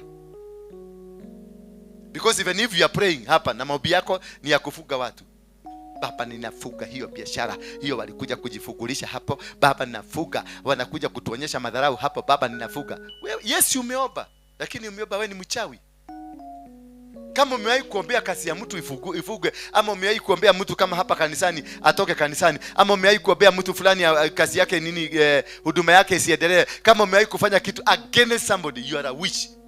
Wewe ni mchawi, wewe saitani. Return to sender. Kama wewe ushafanya return to sender, wewe ni mrogi. Hello? Watu wangapi hapa wamefanya return to sender? Wape sema ukweli tu, Mungu anakuona. Return to sender, ile maombi ya return to sender. Inua tu, inua tu. Inua tu. Inua vizuri, vizuri kabisa vizuri. Sasa hao ndio wachawi ambao wako kwa hii nyumba. Tahiga bagio yako. Higa bagio yako. Ewa, higa. Sasa ifanye uchawi. Nirushie. Rusha. Rusha. Rusha. Amenirushia nini? Uchawi. Na mimi mtu wa Mungu nimekamata hii uchawi. Nikikamata hii uchawi nitakuwa nani? Mchawi. Nimerudishia yeye. Who is different from the other one? Both of us we are witches. Hiyo ndio return to sender. Naigwa wewe morogi. But how did you ndio umrudishie? Ulikuwa umeikamata aje? Hivi ukaiaccommodate na ukakaa nayo na ukaambia baby return. How did you communicate with uchawi ndio umrudishie? Nyinyi wawili ni nini? Ni wachawi. And that is a discipline tunahitaji. Hiyo maombi ya kufuga ya nini? Wachaneni nayo. Pray. Communicate with your God. Bless kama enemy yako hapa, kama huyu ni enemy yako, bless, muombe baraka ndio aishi siku nyingi. Muombe adui zako.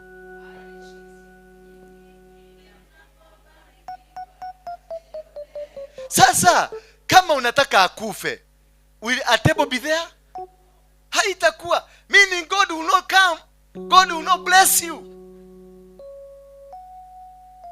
Waombe waishi siku nyingi. Negetha Ngai athondeke metha. Na ndio meza ikitengenezwa, wakae padi na wakae padi wajiangalilie baraka zikikuja.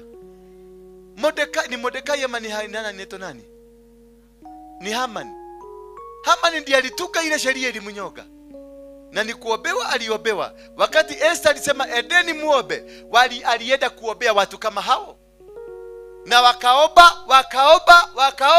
Wakati wa judgment ilipokuja, Haman akaitwa kaulizwa, tufungua kitabu ya Chronicles. Tusomee hapo. Mura mtu anafanya vizuri sana, anafaa kufanywa nini? Anafaa kupatiwa reward. Aina gani? Awekwe kwa farasi, atebeswe kukianeleo. Na yule mtu amefanya vibaya sana, anafaa kufanywa nini? Awe. Akaambiwa sasa, chukua yule Mordekai umwekelee pale juu, uzungushe na wewe uchijwe. Kwa sababu alikuwa ametunga sheria ya kumaliza wale wengine. Sasa unapoombea mtu mabaya, ni sheria unatunga ya kujimaliza wewe mwenyewe. Don't pray against them. Don't pray, usiwafuge, usiwapige. Waombee mazuri. Your God is there. Mungu amekushika mkono. Mungu ametagulia. Ana level kila mountain. Ameharibu mashimu zote. Don't worry about what is happening to you. Maana your God is ahead of you. Your God is marching forward. Your God already ashafika. Ashabomoa hawa watu. Ashawaangusha. Ashawabomoa. Kwa hivyo hauhitaji kubabaika. Ngai wako aliho. Yes. Ulisa mudhaura atakwambia Mungu yangu ni mkubwa kuliko Mungu yake. Huyu mjamaa unaona hapa. Kwa hii mwili yangu ameweka risasi ngapi? Huyu. He is my best friend. My best, because he prepared me for this day. Hallelujah.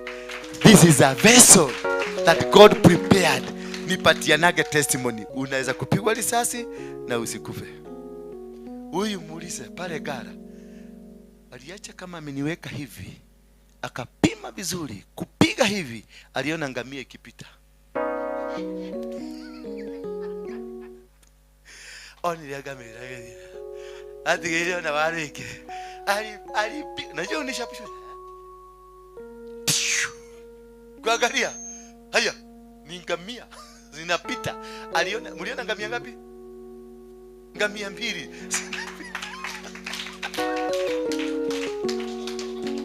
He is giving a testimony of what God can do. Bwana Yesu asifiwe sana. And that is a testimony I give with myself, because my God has always walked with me. My God has always been with me. Mwili hii iko na risasi 12. Mwili hii imenyogwa, imewekwa kaba ya kunyogwa mara 2. But it has said no. Because Mungu alikuwa amenitagulia na amefunika kila mashimo. Bwana Yesu asifiwe sana. So I need you to embrace this God. Hiyo ujinga mnakuaga nayo. Ile Ukristo mlifundishwa na hawa wazee walikuwa hapo mbeleni, muachane nayo. As you go for the righteous, for Jesus the man, go also for Jesus the principled man. The principles of Jesus. Alituma watu wakafanya kazi. Alituma watu wakuwe na bidii. Alituma watu wakuwe na discipline. Alituma watu wakuwe na ideas. Alituma watu wakuwe na kila kitu ambacho kilihitajika. Bwana Yesu asifiwe sana.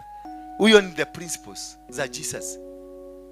Righteousness, holiness, ndio Jesus the man. So combine the two. Combine what? The two. So that your tithe can work. So that your givings can work. And also change the way you give. Hiyo to 50 wachana na tu. Bwana asifiwe sana. Hiyo to 50 ngangana kabisa. Najua mko kwa shida. Lakini hiyo shida ni kwa sababu ulitaka kuingia kwa hiyo shida. That is why you cannot carry 1,000 for your God. That is why you cannot carry 5,000 for your God. Can you make sure push to make your God known by giving something? Hata wewe una feel my God is happy with me. Hiyo 250 wachaneni kabisa. Hiyo ni spirit ya poverty. You have been subjected. Ukae hapo kwa 50 na uonage ni kama unatoa. Na ndio unaonaga mnaambiwa hata usikaangalie ukipatiana. Kana kuja kujwa, kana ekelewa hivi, umeangalia huko kwingine, unaacha na unaenda hivi.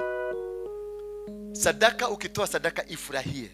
Ilete kwenye madhabahu, iangalie, kisha izungumzie. Talk to this. Hii ni sadaka imetolewa, izungumzie, talk to it. It is supposed to unlock. Ama sivyo tumesoma kwenye Malaki? It is supposed to unlock, to open the doors. So talk to it. Ukifungua mlango ikifunguka, nataka nikuwe na supermarket. Umesikia? Alafu nataka kwenda Amerika na ninataka mtoto wale. Unajua niko na Jerry na niko na Susi na niko na nani. Sasa hao mmoja aende Canada, mwingine aende Australia, mwingine aende UK. Na wasiende kufanya kazi ile chafu, wakuwe watu wanafanya kazi mzuri. Umesikia? Enda unipiganie. Sasa unakuja unaekelea kwa madhabahu. That is the essence of giving. The essence of giving sio kuja ati mimi nikule. Mimi niko na pesa, I know how to work. Mimi si wale wachungaji wanategemea kodoo. Hapana, I work. I have 6 companies. Per month zinanipatianga 2 million bob profit. Mutikaje kojaria tegojera. Nitaigwire Ngai ni akurathimite muno. Na nditashokirie Ngai to testimony uratuheire. Iyo niyo testimony twage tukotokeheana. Dukata ya Ngai nyiri ndiraigwire uguo ukiruta testimony iyo. Ngai aranjira ndagutuma kwe dukata iyo. Nwe wena kifashavi cyaku, nwe wena kirathimo gyaku. Gwa kuringa ikofi. Ngai ucio muraria nake ri. Mwire akwirire indo cyaku hari ire. Itire gwakwa. Acha, baiko ni arahota gukuiguithia ri. Mwire akuiguithia hari kawira gaku kari. Nati gukuiguithia indo ciakwa iria nekerete. Acha, I'm not a custodian for anybody.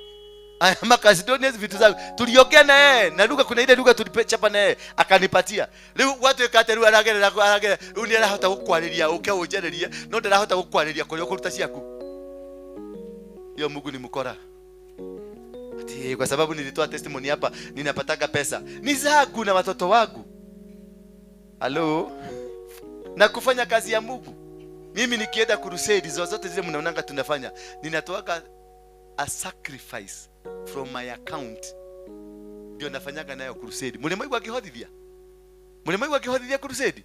I don't. Naendaga crusade nafanyanga, hakuna crusade nimewahi kufanya ya less than 2 million bob. Sijai fanya ya less than 2 million bob. I don't. No, at 2 million. Unaenda ku waste 2 million. My brother come. Murasto. Uka na wewe uka. Kuja pandi. Wewe pita padire. Huko niko le discipline. Yes pastor kuja. Mutiri mureja kile kaka ni guthodeka tuguthodeka ciagire. Naona ni urakaragire wega. Daddy. Uthamaki utugwithie twake uthamaki mweru. Ndirauga ni njoru, rutatonya mutoto. Toto ndiragutigia. Toyote hiyo.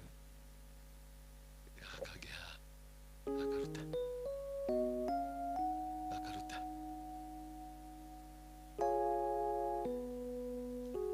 Yes. Huyu na huyu nilienda kwa duka nikanunua pikipiki mbili mpya, brand new, nikawapatia. Buko nazo mamuna? Tuko nazo. Bwana asifiwe. Nani kama Yesu?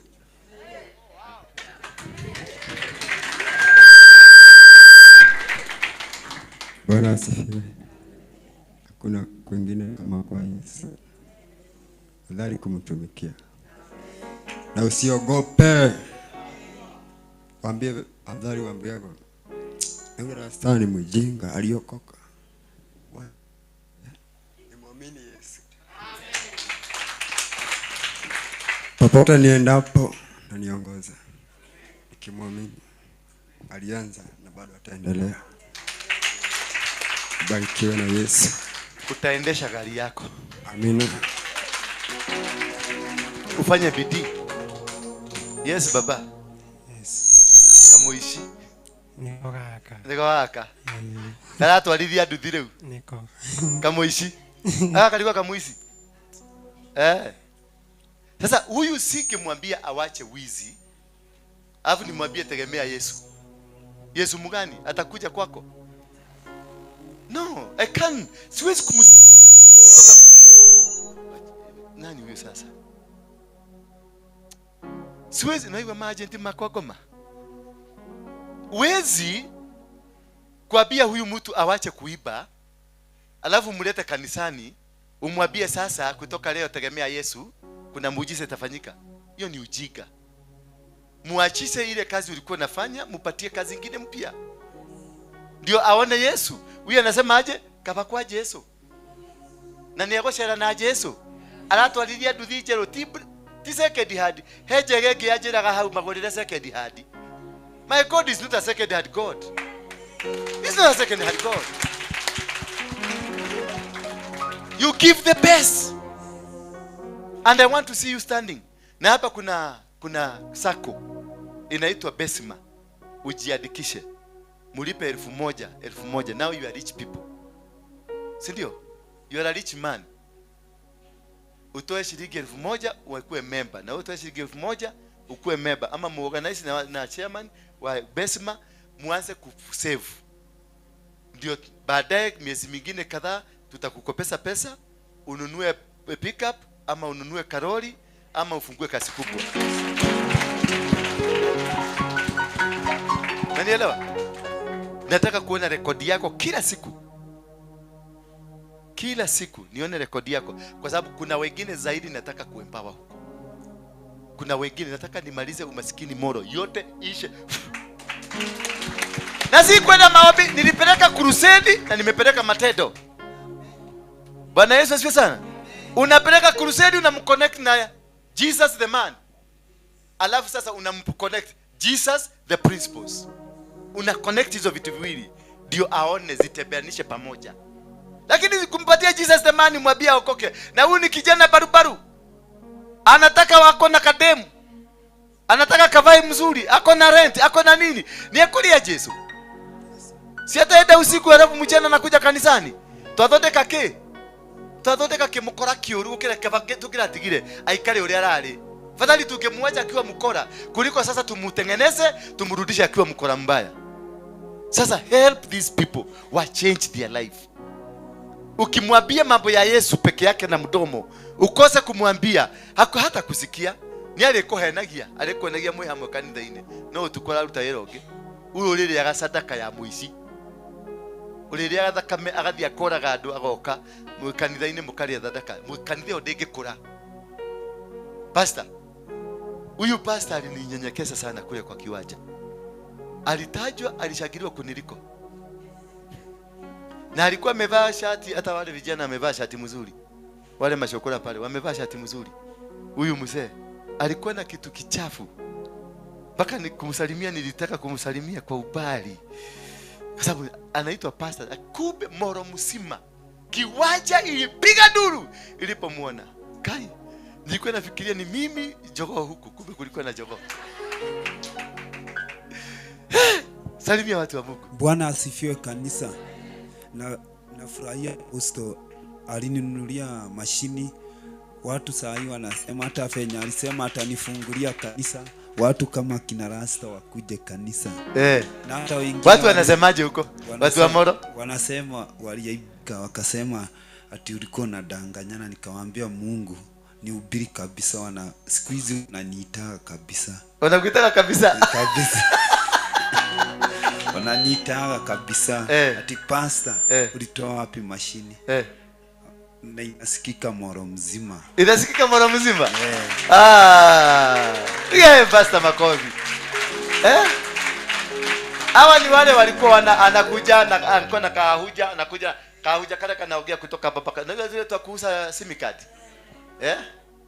Safaricom ni 50, Airtel 50 na Airtel 20. Ako, ndiye alikuwa anahubiri nako. Mimi nikamwambia nitampelekea mashini. Hawa mapasta hawa wakaanza kunidoubt hawa. Huyu ni mmoja walinidoubt. Wacha nikuhesabu pamoja nao hata kama si wa huko. Ndio sababu hawa wakasema hapana, hakuna kitu kama hiyo. Walianza kuchochea hawa. Huyu jamaa aliambiwa sasa angalia venye ulienda kuandikwa hapo, umeachanishwa, wewe hauna. Sasa wanakuwa wanasemaje? Wameaibika sana. Na bado. Na bado. My sweetheart. My sweetheart, come. You're my sweetheart. Sasa nikuita sweetheart tu. Mimi ni pastor naitaga watu sweetheart. Na babe. Na babe. Ati nini? Ebu aliokoka rafiki yangu ule. Mwani? Ule mwenye ulichagua siku ile siku yenye. Aliokoka? Ulimwombea? Nilimwombea. Akaokoka. Hata yeye alisema tu anataka bidii kama rasta, alikuwa hivi hivi. Akasema hata yeye ulimweka kwa sako, hata yeye ndio alikuwa. Ataingia kwa sako. Oh, namkumbuka. Sasa huyu na yeye haka nikaswiti kako. Sema kaswiti. Huyu tukiwa juzi wakati tumeenda kuwafuatilia, Mungu akaniambia ongea na ule msichana. Kumbe msichana siku hiyo ndiye alikuwa anataka kukufa. That very day. Si that very day? Mpatie. Sasa alikuwa ametukua kamba, mama yake akaona kamba. Akapiga. Kumbe dawa ilikuwa kwa nyumba. Sasa nikamuuliza ni kwa nini nataka kujiua? Akaanza kuninaletea story. Ni kweli na okay? Dawa ilikuwa inaitwa gani? Sikumbuki jina vizuri lakini ni Climax. Kumbe unakumbuka. Sasa hapo nikatuma Mrs. Karanja, wakaenda naye mpaka kwake. Hiyo kitu nilikuwa nafikiria mtatuwekea hapa. Wakaenda naye mpaka kwake, wakaleta dawa. Msichana akaokoka, tukamuombea. Huyu story yake ni gumu. Aliachua vitu na sosho yake. Utajiri mkubwa. Lakini akapata ka boyfriend. Ka boyfriend kalikuwa ka nice and lovely. Kakanyonya vitu zake zote. Karibu kahakikisha vitu zimeisha, kakapotea, kakaenda. Msichana aliwachwa without anything. This is a graduate of Bachelor in Agriculture. Okia ni kama mtu wako Kenya. Bachelor of Science in Agriculture. Sasa tuambie, what happened with your boyfriend? Alipotea. Alitoka Kenya. Alitoka Kenya. Akaenda wapi? Sijui. Baada ya kufanya nini? Tukiwa basi nilikuwa namlipia fees. Wewe ulilipia mtu fees mkiwa campus? Mimi nilipewa help ikakuwa inaketa for everything. So akakuwa ako blight, nikamsponsor afanye masters. Akaona mtu ni bright, akamsponsor afanye masters. Nigetha kigene mudrume bright, makoro me nyumba mari bright, kimundu nakio gikimenya ni hindi, gikihihimba, gikiheja, gikieherera. Alafu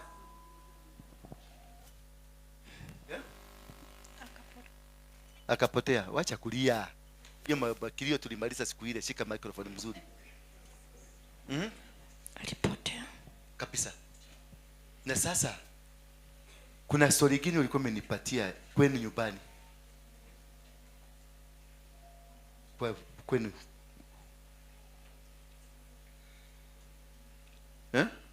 You are what? Ni mimi first born. Alafu wewe ndio ulikuwa nini? Breadwinner. Breadwinner. Alipo tu ajiriwa kazi, baba aliwacha kazi, mama akawacha kazi, wakaanza kutegemea huyu. Baba anashindaka kwa nyumba? Ndio. Akiwatch movie? Huwa anasoma. Lakini anakutegemea wewe? Ndio. Tajira. Wale watu wa Besima, huyu tutamwajiri kazi.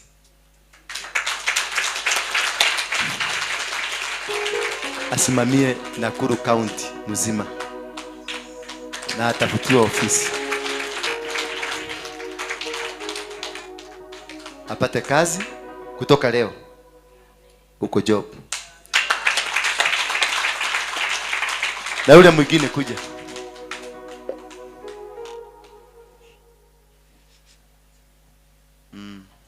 Wewe ndio uliopewa na pastor? Kwa hivyo pastor ako na kondomu moja. Umeona kazi miaza? Ninakuja tufungue kanisa. Enda mtafute hall mzuri, ninakuja tufungue kanisa. Asante kwa kukuja huku. Wengi wetu hawaku wamefika. Lakini sasa wengine wenu ama wewe, ongelea mambo yako. Mimi nimefika si mara ya kwanza. Ulikuwa mara ya kwanza ulifika wapi? Nilikuwa nimefika Thika. Kakuja hapa kia Michael. Wewe unajua kia Michael? Thank you. Na wasichana wale wengine kujeni tu. Kujeni tu hapa. Want to appreciate you. Come baba. Wewe ni pastor. Ulitafuta hall? Mutafute hall. Next time nakuja kufungua kanisa. Na it will be the mega church in Moro. Wewe wale hayado keo kigo. Nego. Upakete gari yako hauja Mercedes.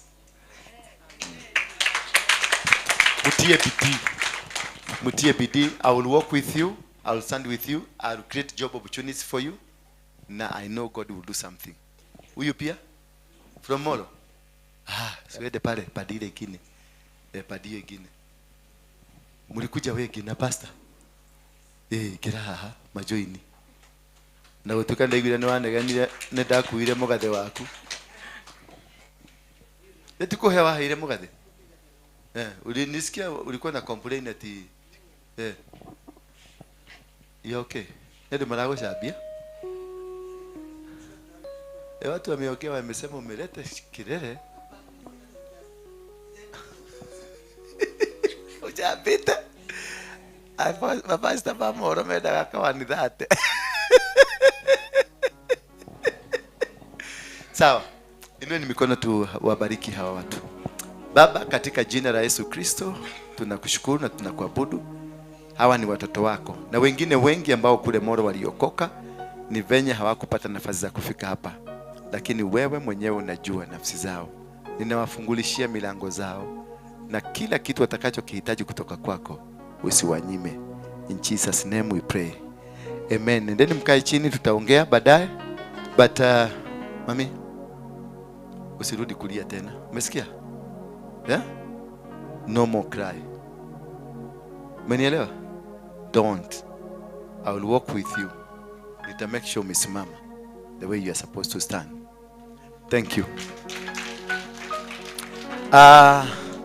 Kuna watu kutoka Namanga, kujeni. As you prepare for your sadaka, prepare ni sadaka. Niliwaambia msimame munipatie sadaka. Kujeni watu wa Namanga, kujeni haraka mami. Wewe mudhuri okire kinya nacho kwa mumuthe.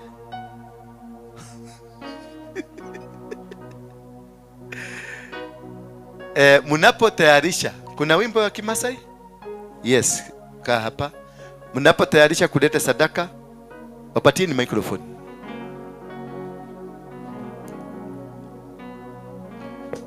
Mnawaonaje hawa? Wanaitwa ni ndito ama wanaitwa nini? Ni shosho. Ndito ni gani? Msichana hapa kuna ndito moja? Hapa kuna. Ni wa shosho. Kama hii sasa ndio ndito. Kama hii sasa. Siangiki. Siangiki. Kwani mlikuwa wangapi? Kuja tu wa mama, kujeni. Alafu nataka ile mtayarisha sadaka zenu. Mtaziwekelea hapa, anzeni kuziekelea hapa unapojitayarisha. Ndio sasa niweze kuombea. Alafu tukimaliza hapo tunaingia kwenye second service.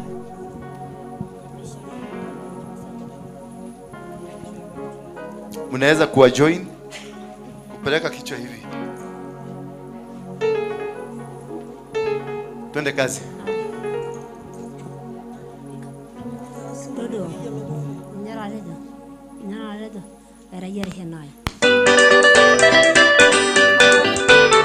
Leteni sadaka.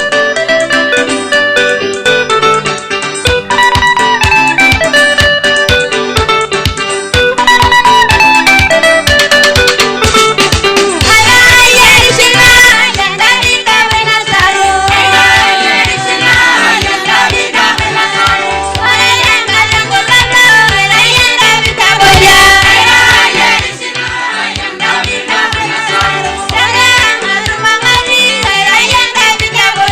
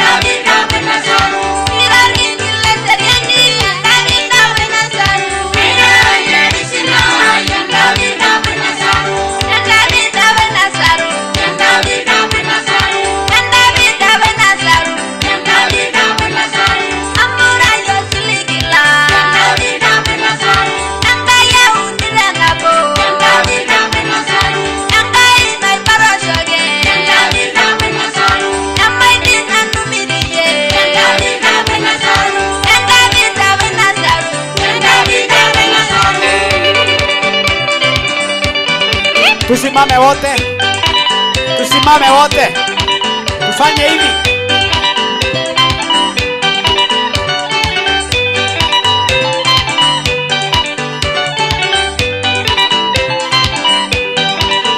Tucheze pamoja nao. Haleluya.